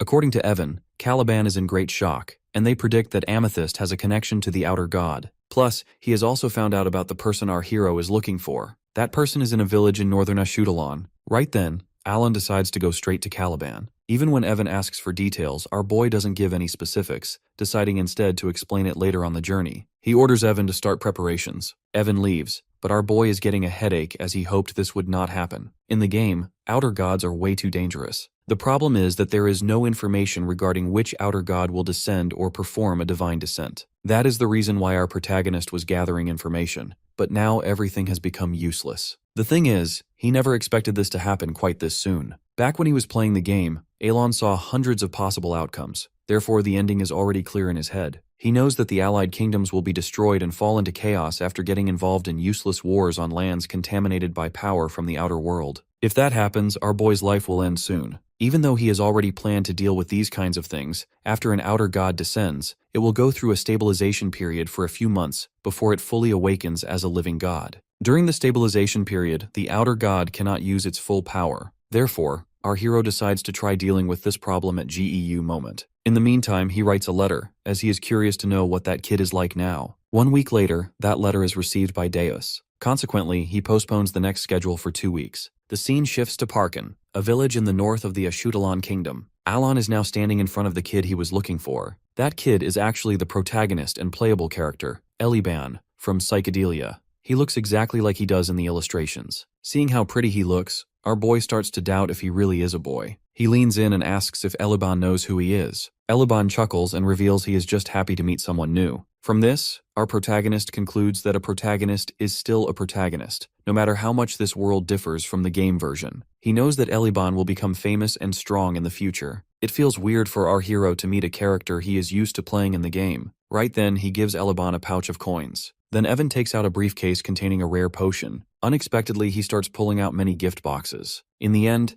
Aelon gives all of those gifts to Eliban, but that kid doesn't know why he is receiving this stuff. Our hero only reveals that this is an investment. Internally, he has decided to give everything good for a protagonist's early growth. He reveals to Eliban that he will become someone important in the future. He hopes for him to grow up strong so he can fight outer gods for him. As he leaves, our protagonist hopes that he has won the boy's heart. When Eliban reacts a bit, Alon introduces himself. Deep down, he wants the kid to remember his name so that when Eliban succeeds in the future, he will thank him. Eliban approaches him from behind and thanks him for his kindness with a cheerful face. Our hero didn't expect him to be this positive, as this is a dark fantasy genre. Evan then asks if it is really okay for him to leave without a proper talk, but our boy believes that he will get it, as he is a quick-witted kid. At the moment, our hero thinks that his life is at risk, and he doesn't have time to slowly build a relationship with the character. He can't tell Evan that he has set the protagonist on auto-hunt mode. Right then, Evan remarks that Eliban seems to have talent. He has observed that his mana is dense and swirling around him. It feels like he is also wearing artifacts. Alon agrees with him, but he knows that Eliban initially was just an ordinary person before going on adventures. He thinks that this could be another unexpected butterfly effect, different from the game, especially since he is the protagonist. As our boy only wants to focus on his lazy life plan, he tells Evan that Eliban is strong, and that is why he is investing in him. Furthermore, Eliban is one of the few good-hearted people in this dark fantasy world, so our protagonist doesn't need to worry about anything. Just then, Alon asks Evan if Deos would even want to meet him. He reflects that he has never even visited his own orphanage simply because he was too scared. He never thought things would turn out this way. Evan makes a comment that at least those children who were supported by him want to see him face to face. 10 days later, Alon reaches the capital of Caliban, Kurdum. Many carriages gather in front of Kurdum's north gate, waiting to enter. Inside one carriage, Evan yawns, feeling truly exhausted. Alon comments that long journeys are taxing. Holding an antique pendant, our boy reflects on how they traveled to many places to prepare themselves for the fight against the outer god. Furthermore, he has brought many gifts for Deos, wondering if the man will like them. Evan reminds him that their carriage is about to reach the checkpost, then steps out briefly to explain that an ID check is enough to pass the capital checkpoint. Inside, Alon feels grateful to find things moving quickly here. Soon Evan comes back to report a problem. Alon learns that they have been asked to step aside, even though they finished the ID check. Alon eventually comes out, supported by someone from ahead. It is a knight named Varan, a direct disciple of the Fourth Sword, Master Knight Piola. However, our boy doesn't recognize the name Piola, so he gets irritated and asks with a cold face why he has brought knights along. Varan starts coming close, explaining that his friend in the Ashudalan kingdom contacted him saying he was inconvenienced. Alon doesn't remember anything, but then suddenly recalls Carmine. Varan confidently mentions that Aelon has gotten himself on his friend's bad side. In a flashback, Carmine contacted Varan through a magic orb, cursing our protagonist. He told Varan that Aelon is heading to Caliban, asking him to cripple him. Back in the present, Varan mentions that he owes Carmine a big favor, therefore he wants to make a show of it. With that, Varan and his underlings surround Alon and Evan. Alon reflects that Carmine ran away after picking a fight. Meanwhile, Varan offers to let them go if they hand over all of their expensive gear. He steps forward and points his blade toward our hero, demanding compliance. Internally, Varan feels good, believing he has nothing to lose. He assumes that our protagonist is from the Asteria kingdom, which has very little voice in the alliance, and also considers him a poor noble with no connections in Caliban. Meanwhile, our boy is clearly annoyed by those two little birds working together and starts gathering energy in his hand. In the meantime, Varan is ready to launch his attack, without fear, believing that his master will take care of everything in the end. But before he can land his blow, someone comes in and grabs him by his neck, prompting him to scream loudly. He gets lifted up by his neck, struggling while wondering who that person is. Alon is also stunned to see the new arrival. It is Deos, who asks Varan coldly what he is trying to do with his benefactor. Unfortunately, Varan didn't know that Deos won the duel against Kurga of the Snowfields. Then Deos strikes his face forcefully, causing him to fall to the ground. After that, Deos grabs him by his head as he tells him to stop. Varan also didn't know that Count Palladio earned the title Swordless. Being grabbed by his head, Varan begs Deos to stop. Furthermore, he didn't know that Count Palladio is the benefactor of Master Knight Deos Macallion. Taking full control of Varan, Deos threatens the underlings that if they dare to move, it will be pretty bad for them. After that, he starts beating up Varan and slams him into a nearby tree. Nearby, our boy is stunned to see the current Deos. But Deos is furious, continuing to beat Viren, stating that he should be grateful that he is in a situation where he can't kill him. Still, he doesn't stop, landing another powerful blow. Viren's face is now fully swollen, but Deos continues beating him up. From behind, Evan remarks that he is beating Viren really badly. However, our hero is in his own thoughts as he keeps on thinking about Deos calling him his benefactor. Our boy had been expecting to be treated like a father, not a benefactor. Seeing how skillful Deos has become, Alan feels proud of him, reflecting that he has grown up to be such a fine young man. While covering his face, he says that this is how it feels like to see a son well raised, as he feels like a proud father. Meanwhile, Evan reminds him to see that his son is beating someone up. But Alan feels good thinking that his son would go that far for his father even in a foreign country, finding his son so sweet. But seeing how much he has beaten up Viren to a pulp makes him realize that this is a bit too much. He remembers that Deos was one of the 5 great sins. After that, Deos turns to approach him. Unexpectedly, he bows to Alan. With a totally different attitude, he announces that he will escort him. Somewhere in a cold climate, defeated warriors are being burned. Nearby, a knight stands holding his flag high, announcing that one of the 8 chiefs, Kulkan the Great, and his clan have been eliminated. That knight is Delman, Third Sword of Caliban and captain of the Crimson Flame Knight Order. He declares this a victory for the Crimson Flame Knight Order. All of his soldiers raise their weapons to celebrate. Delman orders them to return to the headquarters and regroup. On his way back, he feels annoyed, reflecting that after achieving this much, he doesn't want to lose to a person who just became a master knight. He grits his teeth in frustration, deciding to use any illegal methods unknown to others to ensure he does not lose. Caliban and the barbarians have a rich history of war involving honor. However, Delman deceived Kulkan and attacked him with his force when he found him alone, successfully eliminating the entire clan. Furthermore, Kulkan's body disappeared during the war. Delman suspects that the barbarians have hidden it. Even if he is still alive, Delman believes he will soon be dead from the poison he gave him. He shrugs everything aside, believing that everything will be over once he returns to Caliban and reports his achievement. Soon, however, he and his squad feel something unbelievable as they see the forward base. Actually, the spot Kulkan stands in the middle of the base, his eyes filled with killing intent as he calls Delman. Delman immediately activates his sword, wondering what kind of aura this is. He reminds himself that Kulkan should already be dead. But someone with a dark, sinister aura asks Delman how dare he defy the grand and secret tree full of honor, that someone gives power to the now standing Kulkan. There is a terror that even defies a superhuman who can kill hundreds with a single blow. His face starts to sweat as Delman mutters, saying he isn't Kulkan but someone else. Again, a voice asks him to answer. Delman argues that it was Kulkan's fault for believing in a duel on the battlefield. Rather than talking, he unleashes flames from his sword, which burn away a large area. However, Kulkan remains completely unharmed. He states that Delman has reached a high level for a human, giving him a last chance to duel. Then, Delman orders his squad to prepare for war. On the other hand, Kulkan prepares himself for the battle, considering Delman an honorable man. He decides not to give him an honorable death as he has shown such barbarism. On his command, Kulkan's dead army starts moving. Each one of them complains about the pain as they move. They scream, feeling unbearable pain. It hurts them so much that they wish for someone to kill them,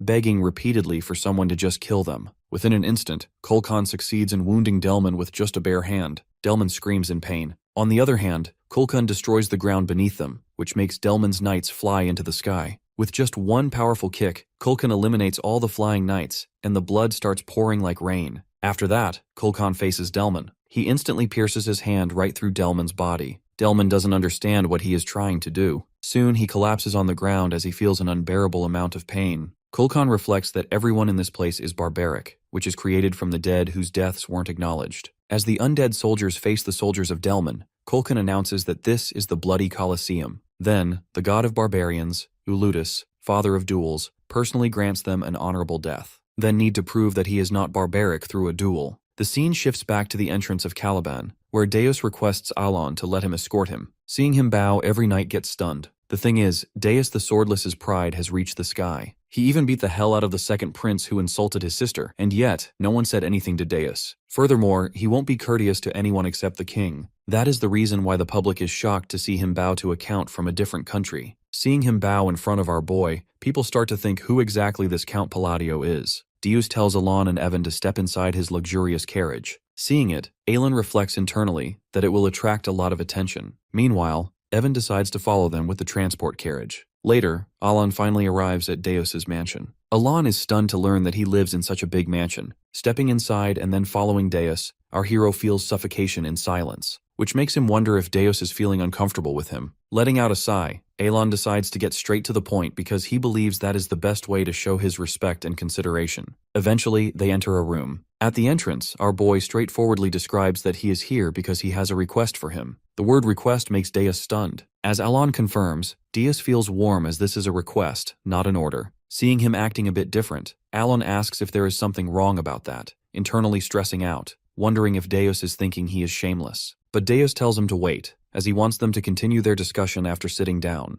Deos makes him sit on a separate chair, which makes our protagonist wonder if the host shouldn't sit in the highest chair. Internally, he likes it because it feels like he is treating him like a father. Clearing his throat, Alan reveals he actually has a request for him, and he knows that it might trouble him. The thing is, he's heading to the north, so he asks if he will accompany him. Without listening to his full request, Deos agrees without complaint. Alan stares at him unbelievably, as he didn't expect him to agree that fast. Deos calmly says that he was about to prepare for an expedition to the north as well. Learning this, Alan feels lucky. Then he reveals his second request, the most difficult one. He wants Deos to let him borrow the Ring of the Mad One from Caliban's treasure vault. A soldier informs the vice captain that he has just returned from the escort mission. The vice captain praises him for his work, though internally, he knows the soldier did very little since the captain went on this mission himself. Deos' sister, Siley, beams as she hears about the escort mission, thinking her brother must have a very important guest. In a flashback, Deos ordered the vice captain to delay the northern schedule by 2 weeks. When the officer asked for a reason, Deos happily mentioned that his benefactor would be here soon. Back in the present, the vice captain reflects that he has never seen his captain make such an expression before. While thinking, he mentions that Count Palatio from the Asteria kingdom has just arrived,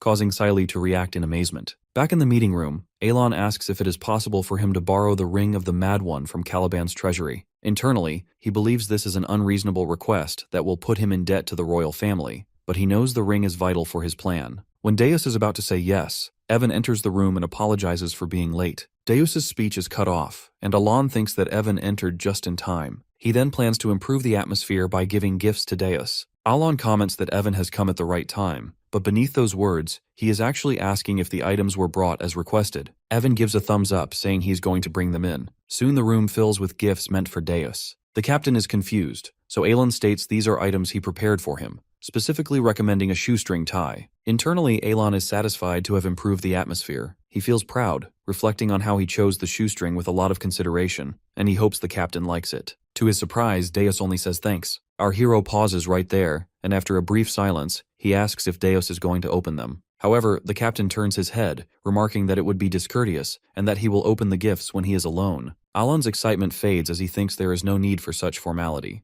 wondering if Deos disliked the gifts or is simply trying to be respectful. After clearing his throat, Alan says that if he is disadvantaged by the request for the ring, he can offer compensation. Deos cuts his speech short, stating he will bring the Ring of the Mad One instantly. Alan startles and asks if the captain heard what he just said about its current location. Deos nods, mentioning the location is the royal treasury of Caliban. Our hero asks if that wouldn't be difficult, but with a plain face, Deos mentions it would usually take a week. After thinking for a bit, he says that dealing with the king is the most bothersome part, and suggests he will just take 50 people to get it. Alan does not believe him and takes it as a joke. With a very serious face, Deos asks if he should start right now, which makes Alan doubt if it was a joke at all. He tells the captain he doesn't need to dive that deep. Understanding something, Deos decides to retrieve it as soon as possible. Alan is stunned, as he did not expect him to try so hard to provide the ring. He feels grateful to see Deos care about him, though he thinks this effort is a bit much. Soon they step out of the meeting room. In the hallway, Siley comes to meet her brother. Evan steps forward and casually meets her. She instantly recognizes him and calls him Brother Evan. Both seem happy to finally meet once again. Alan then realizes she is the younger sister he ordered Evan to save. From the game, he learned how she died, but seeing her in person now, he thinks she looks a lot like Deos. Meanwhile, Deos stands displeased. He calls his sister over and tells her not to address Evan as brother, but as Mr.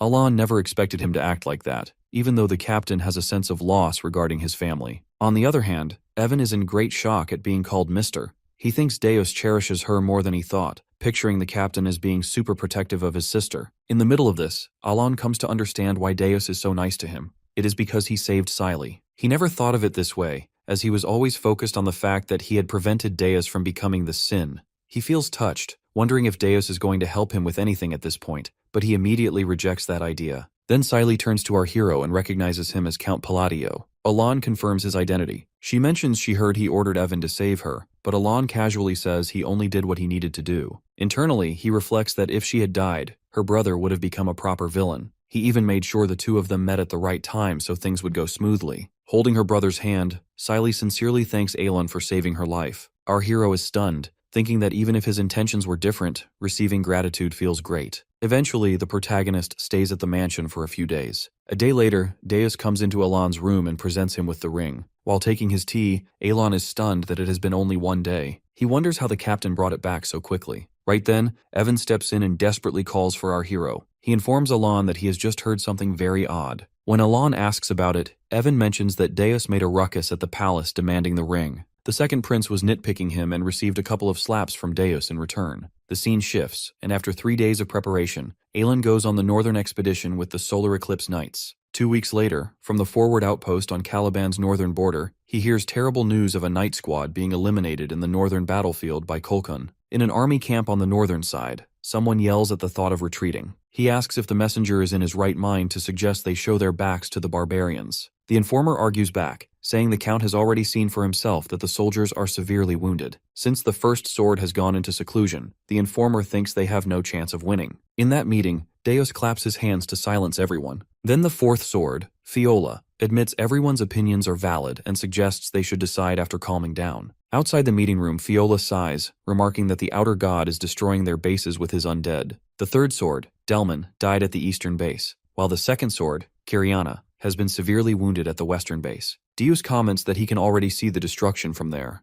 Fiola agrees, saying the sky is being devoured by ominous mana and has turned red. This is visible only to those who have reached a high realm and opened their eyes to it. It is a chilling landscape of mana. Fiola remarks that this aura keeps catching his gaze and thinks retreating is the best option for now. Soon, Deus spots smoke coming from somewhere. As he follows it, he sees Alon grilling sweet potatoes on hot coals. Meanwhile, Alon keeps repeating words like diffraction, condense, and focus. Deus wonders where he got those terms from. Then he hears someone yelling. It is a lady with blue hair who complains that she cannot focus, telling the soldiers their treatment is done and she can do nothing more. She knows she is there to investigate the ritual of the barbarians, but one of the injured soldiers tells her that people come before the investigation, asking her to help just one more time. Deus recognizes those soldiers as the King's Grace Knight Order of the Second Sword, and the girl as the Vice Master of the Blue Magic Tower. The lady turns away, telling them they can only watch over the wounded. Seeing Deus in her way, she gets irritated and wants him to move, but she gets chills when she spots Alon in the distance, staring at her coldly.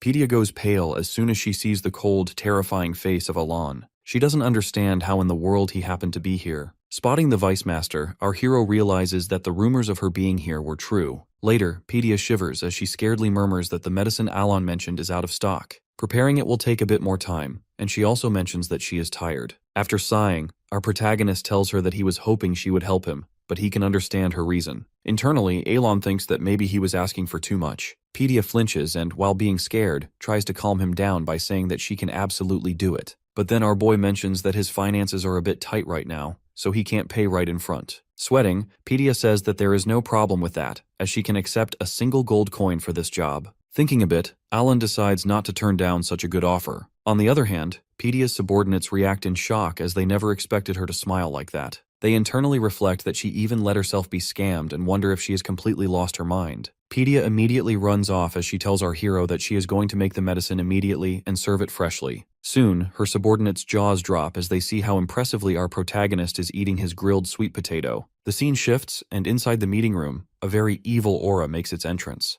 Fiola gets up as he asks Deus if he has that energy. Deus simply remarks that they are under attack. Outside their camp, a whole army of undead has appeared. Therefore, everyone charges and soon the war starts between soldiers and the undead army. Those undead make painful voices. Soon, Pedia unleashes her ice shard, which makes a lot of undead immobilize, and then the shards explode along with them. On the other hand, Deus is gracefully using his swordsmanship to eliminate the undead. The whole sky turns red as wild thunder lightning appears. This is an overwhelming force which can spread destruction. As a heavy thunder strikes on the ground, an evil being comes out of it which calls the humans savages. This being is the destructive god of barbarians, Ulutus. However, soon, Fiola dashes toward Ulutus and lands a strike on him. But unfortunately, it doesn't even leave a small scratch. Fiola gets a shock that even the quick sword didn't work on him. Ulutus then in return lands a powerful blow on Fiola, as he states that those who have pronounced the nobility of their souls will not be granted an honorable death. Sadly, Fiola has lost his life as his head gets separated. Unexpectedly, Avalon steps up as he turns to Uludis. He says that in accordance with the Oath of Calgunia, he, Alan Paltio, presents himself to honor this holy promise. Our hero requests a duel of barbarian. Listening to him, Uludis starts to laugh loudly. It amuses him that someone knows the oath of their era, which is quite unexpected. Then with a snap of his finger, he again transforms his undead army as some kind of evil aura surrounds them. Uludis addresses our protagonist as his noble opponent and welcomes him to his bloody coliseum, which can be interfered with by no one. Soon a huge battleground is formed by the help of the blood of the undead. He declares that in accordance with the Grand Pact, he, Uludis,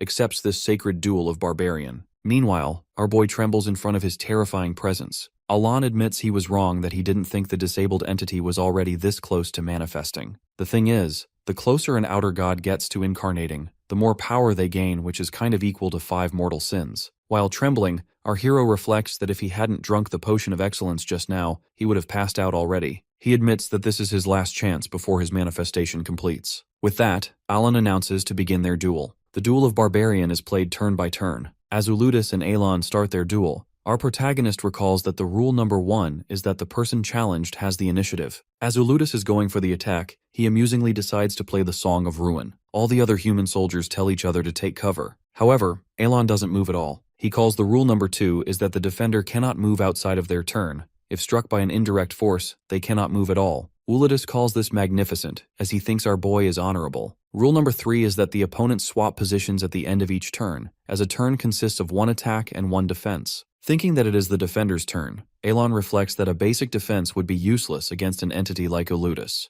With great precision, our hero uses his ability: immobilization, condensation, reinforcement, deepening. A kind of black smoke comes out of a bottle full of fluid, which is being held by Alan. He thinks that even if he has to use all of his magic today just to block a single attack, he will do it. Right then, Uludis unleashes his powerful attack towards our protagonist, but Alan doesn't flinch at all, nor does he lose his stance. Uludis' attack ends up in a huge blast, which even destroys the ground beneath. Soon after, when the dust and smoke settles down, all of the human soldiers, including Pedia and Deos, wonder if our boy has survived or not. Fortunately, a huge magic circle forms just behind Alan. Even though he is in a poor state, he is still standing somehow. Just then, the pendant he is wearing starts to disperse in the air. He recalls a past moment in which Pedia gave him the Potion of Excellence and the Remithion Potion. The second potion allows him to soothe even the most intense pain, but she wondered when he had planned to use it. Now in the present, holding the potion bottle, our hero reflects that it works so well, and without it, he wouldn't have been able to stand like this. Alan feels that everything has happened according to his plan. Then he pours the potion right onto him directly. Even though he knows that he won't be able to recover all at once, through this potion, he believes he should be able to move right now. The duel with Uludis is based on turns, with separate rules, and it is suggested to know the rules before stepping into the fight. In order to minimize the actions of the outer god through the rules, the hero dragged him into the duel. Our boy almost saw Jesus Christ, but thanks to the pendant of reincarnation and a healing potion, he made it out alive. The activation of the Ring of the Mad One requires being almost dead and alive at the same time. After the ring's restriction completes, a shimmering aura surrounds him. Alan knows that Uludis considers duels sacred, so he won't defend himself or interrupt. Our guy remembers that Uludis would take the first hit in the game, and enhancement removed the time limit instead of spending a turn. But this is reality, not a game. There is no time limit. The first restriction is that the laws of the world are twisted when magic is used in a land of extreme cold. The second restriction is that the laws are twisted when magic is used in an almost dead state. The third restriction is that when magic is used against a god, it twists the laws. And the fourth restriction is that when magic is used against Uludis, known as the god of duels, it twists the laws of the world. Meanwhile, our boy gathers all his mana to attack and take down Uludis.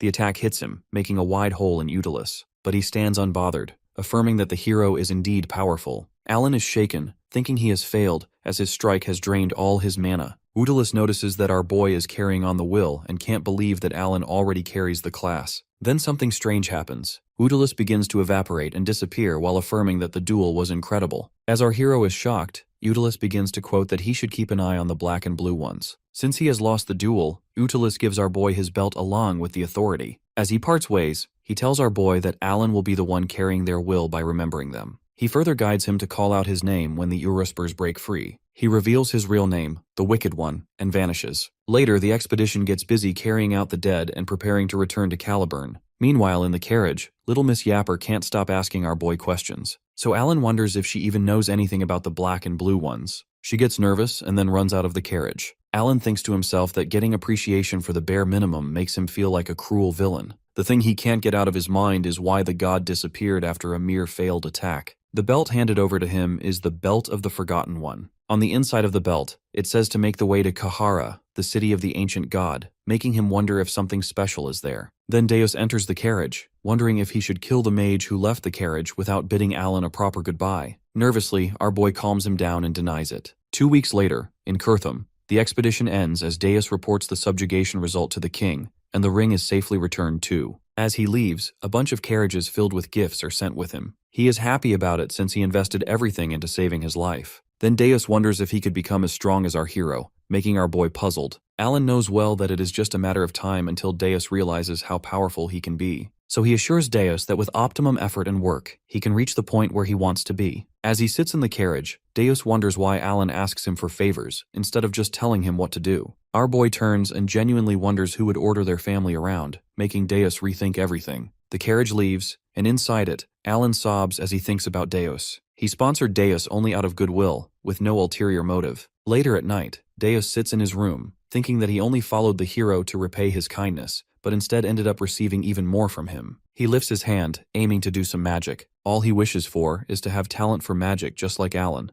while he ponders over the thought of family. The carriage reaches home, and Alan is overjoyed since it has been 3 months. He accidentally opens the workroom door and immediately runs away, since all he needs right now is his bedroom and some rest. However, he returns to the room before properly resting. He begins working once again while waiting for the day he can laze around like a real noble and not have to act like a salaryman. After that, he takes an entire week off, finally rewarding himself with the bare minimum. But after a week, he starts to feel uncomfortable, so he decides to search up the terms that Utilus gave him. Utilus's words roam around in Alan's mind, and his name sounds weirdly familiar to the Eastern god. Still, the most baffling thing is his disappearance. He wonders why they appear, and whether there is a chance that the other outer gods might start appearing as well. Unlike the 5 deadly sins, they do warn about their arrival. He gets up, aiming to go to Kahara, but he can't reach it despite even knowing the location. The reason is that it has not yet been discovered by explorers, so going there would be full of hassle. Suddenly, Evan enters the room, complaining that the room is cold. It is one of Alan's spells that is paying off. Bro has a magical air conditioner. Then Evan reports that a hidden city has been located, surprising our boy. On the other hand, the 5 deadly sins are having a meeting through a crystal orb. Usually the meeting lasts 10 minutes, but not today. Deus, who usually stays quiet, decides to tell a story today, making the rest of them excited. But the excitement quickly fades into annoyance since he keeps blabbering for another 50 minutes. When he is asked to stop, he shushes them and continues for another 3 hours, setting the record for the longest call. Back to our boy. When he enters the room, it is completely filled with presents. The presents are from nobles, and all of them are of high value, so he simply keeps them without saying a word. But the arrival of gifts doesn't stop even after a whole week, showing the significance of having a connection with a knight. Even a month later, the presents keep coming, making him want to return the excessive gifts. In the capital of the Asteria Kingdom, a grand council meeting is being held, and our boy is late for his very first meeting. His nervousness is evident in the huge steps he is taking. But what Evan notices is that the nobles are sort of walking behind him in a line. When Alan reaches the council hall, it is empty, so he takes a seat at the back. The line of nobles glare at him, so he gets up and sits in the middle. Still, they stare at him, so he has to sit at the front among the heads of each faction. Discomfort is pretty apparent on his face, but he still sits there. The meeting finally commences, and our boy already wants to leave. It is announced that the Cal faction has been granted voting rights, and its representative is Count Palatio.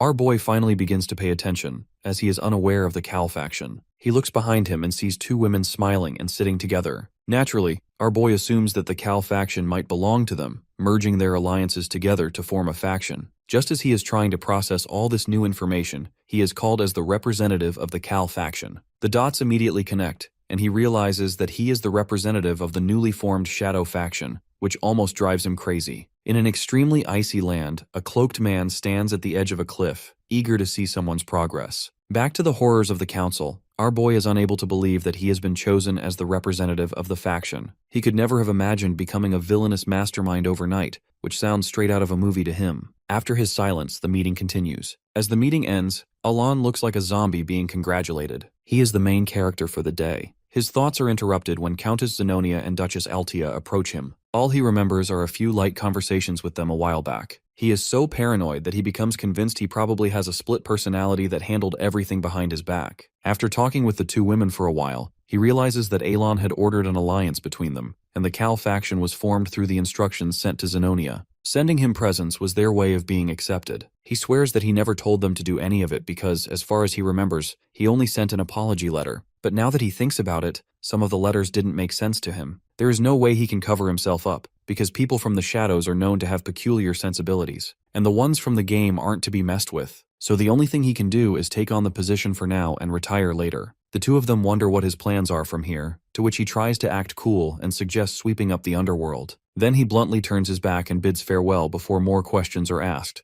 questions he doesn't have answers to. Later, he arrives home, and Evan is surprised to see him arrive so early. Alon gives no explanation and decides to head back to the colony. Meanwhile, the two ladies have heard what they needed to hear. Clinking their glasses, they look forward to seeing the underworld unite. On the other hand, an agent floats in the sky locating Alon in order to kill him. But he is a little annoyed by Alon's connection with the Knight and wants no unnecessary enemies, something even his master advises. Still, he is convinced because the mission is quite significant. A while back, in Duke Kamalan's mansion, the agent steps in. Lord Carmine greets him. Suddenly, the agent is attacked by multiple men, but with one hit he takes them all down. Carmine is impressed by his strength and proposes that he kill Alon. He is sure that his offer won't be denied, since he is also known as the Tyrant of Ashutalan. The agent assures him that there won't be any issue as long as the payment is right. Then the agent doubts whether Carmine would be able to afford the cost. Carmine instantly takes out 4 abyss entities. Seeing them in his hands, the agent is shaken because those items are distributed in the black market only in minute quantities. The entities can provide special powers, which makes them extremely expensive. The greed for power makes the agent wonder how strong he would become if he used them, since he has experienced a small quantity of them before. Then the agent leaves, assuring that he will be back soon. Meanwhile, Carmine is left alone with an evil grin, knowing that Alan will soon be done for. A while later, we see the agent meeting Seeker, known as Duke Kamalan, the head of the nobles of the Ashutalan kingdom and the power behind the underworld of the Federation kingdom. This man is the father of that same scumbag who ordered the agent for our boy's assassination. And the father is disappointed that his son stole the abyss entities for this job. But the man decides not to interfere, and lets the ball roll.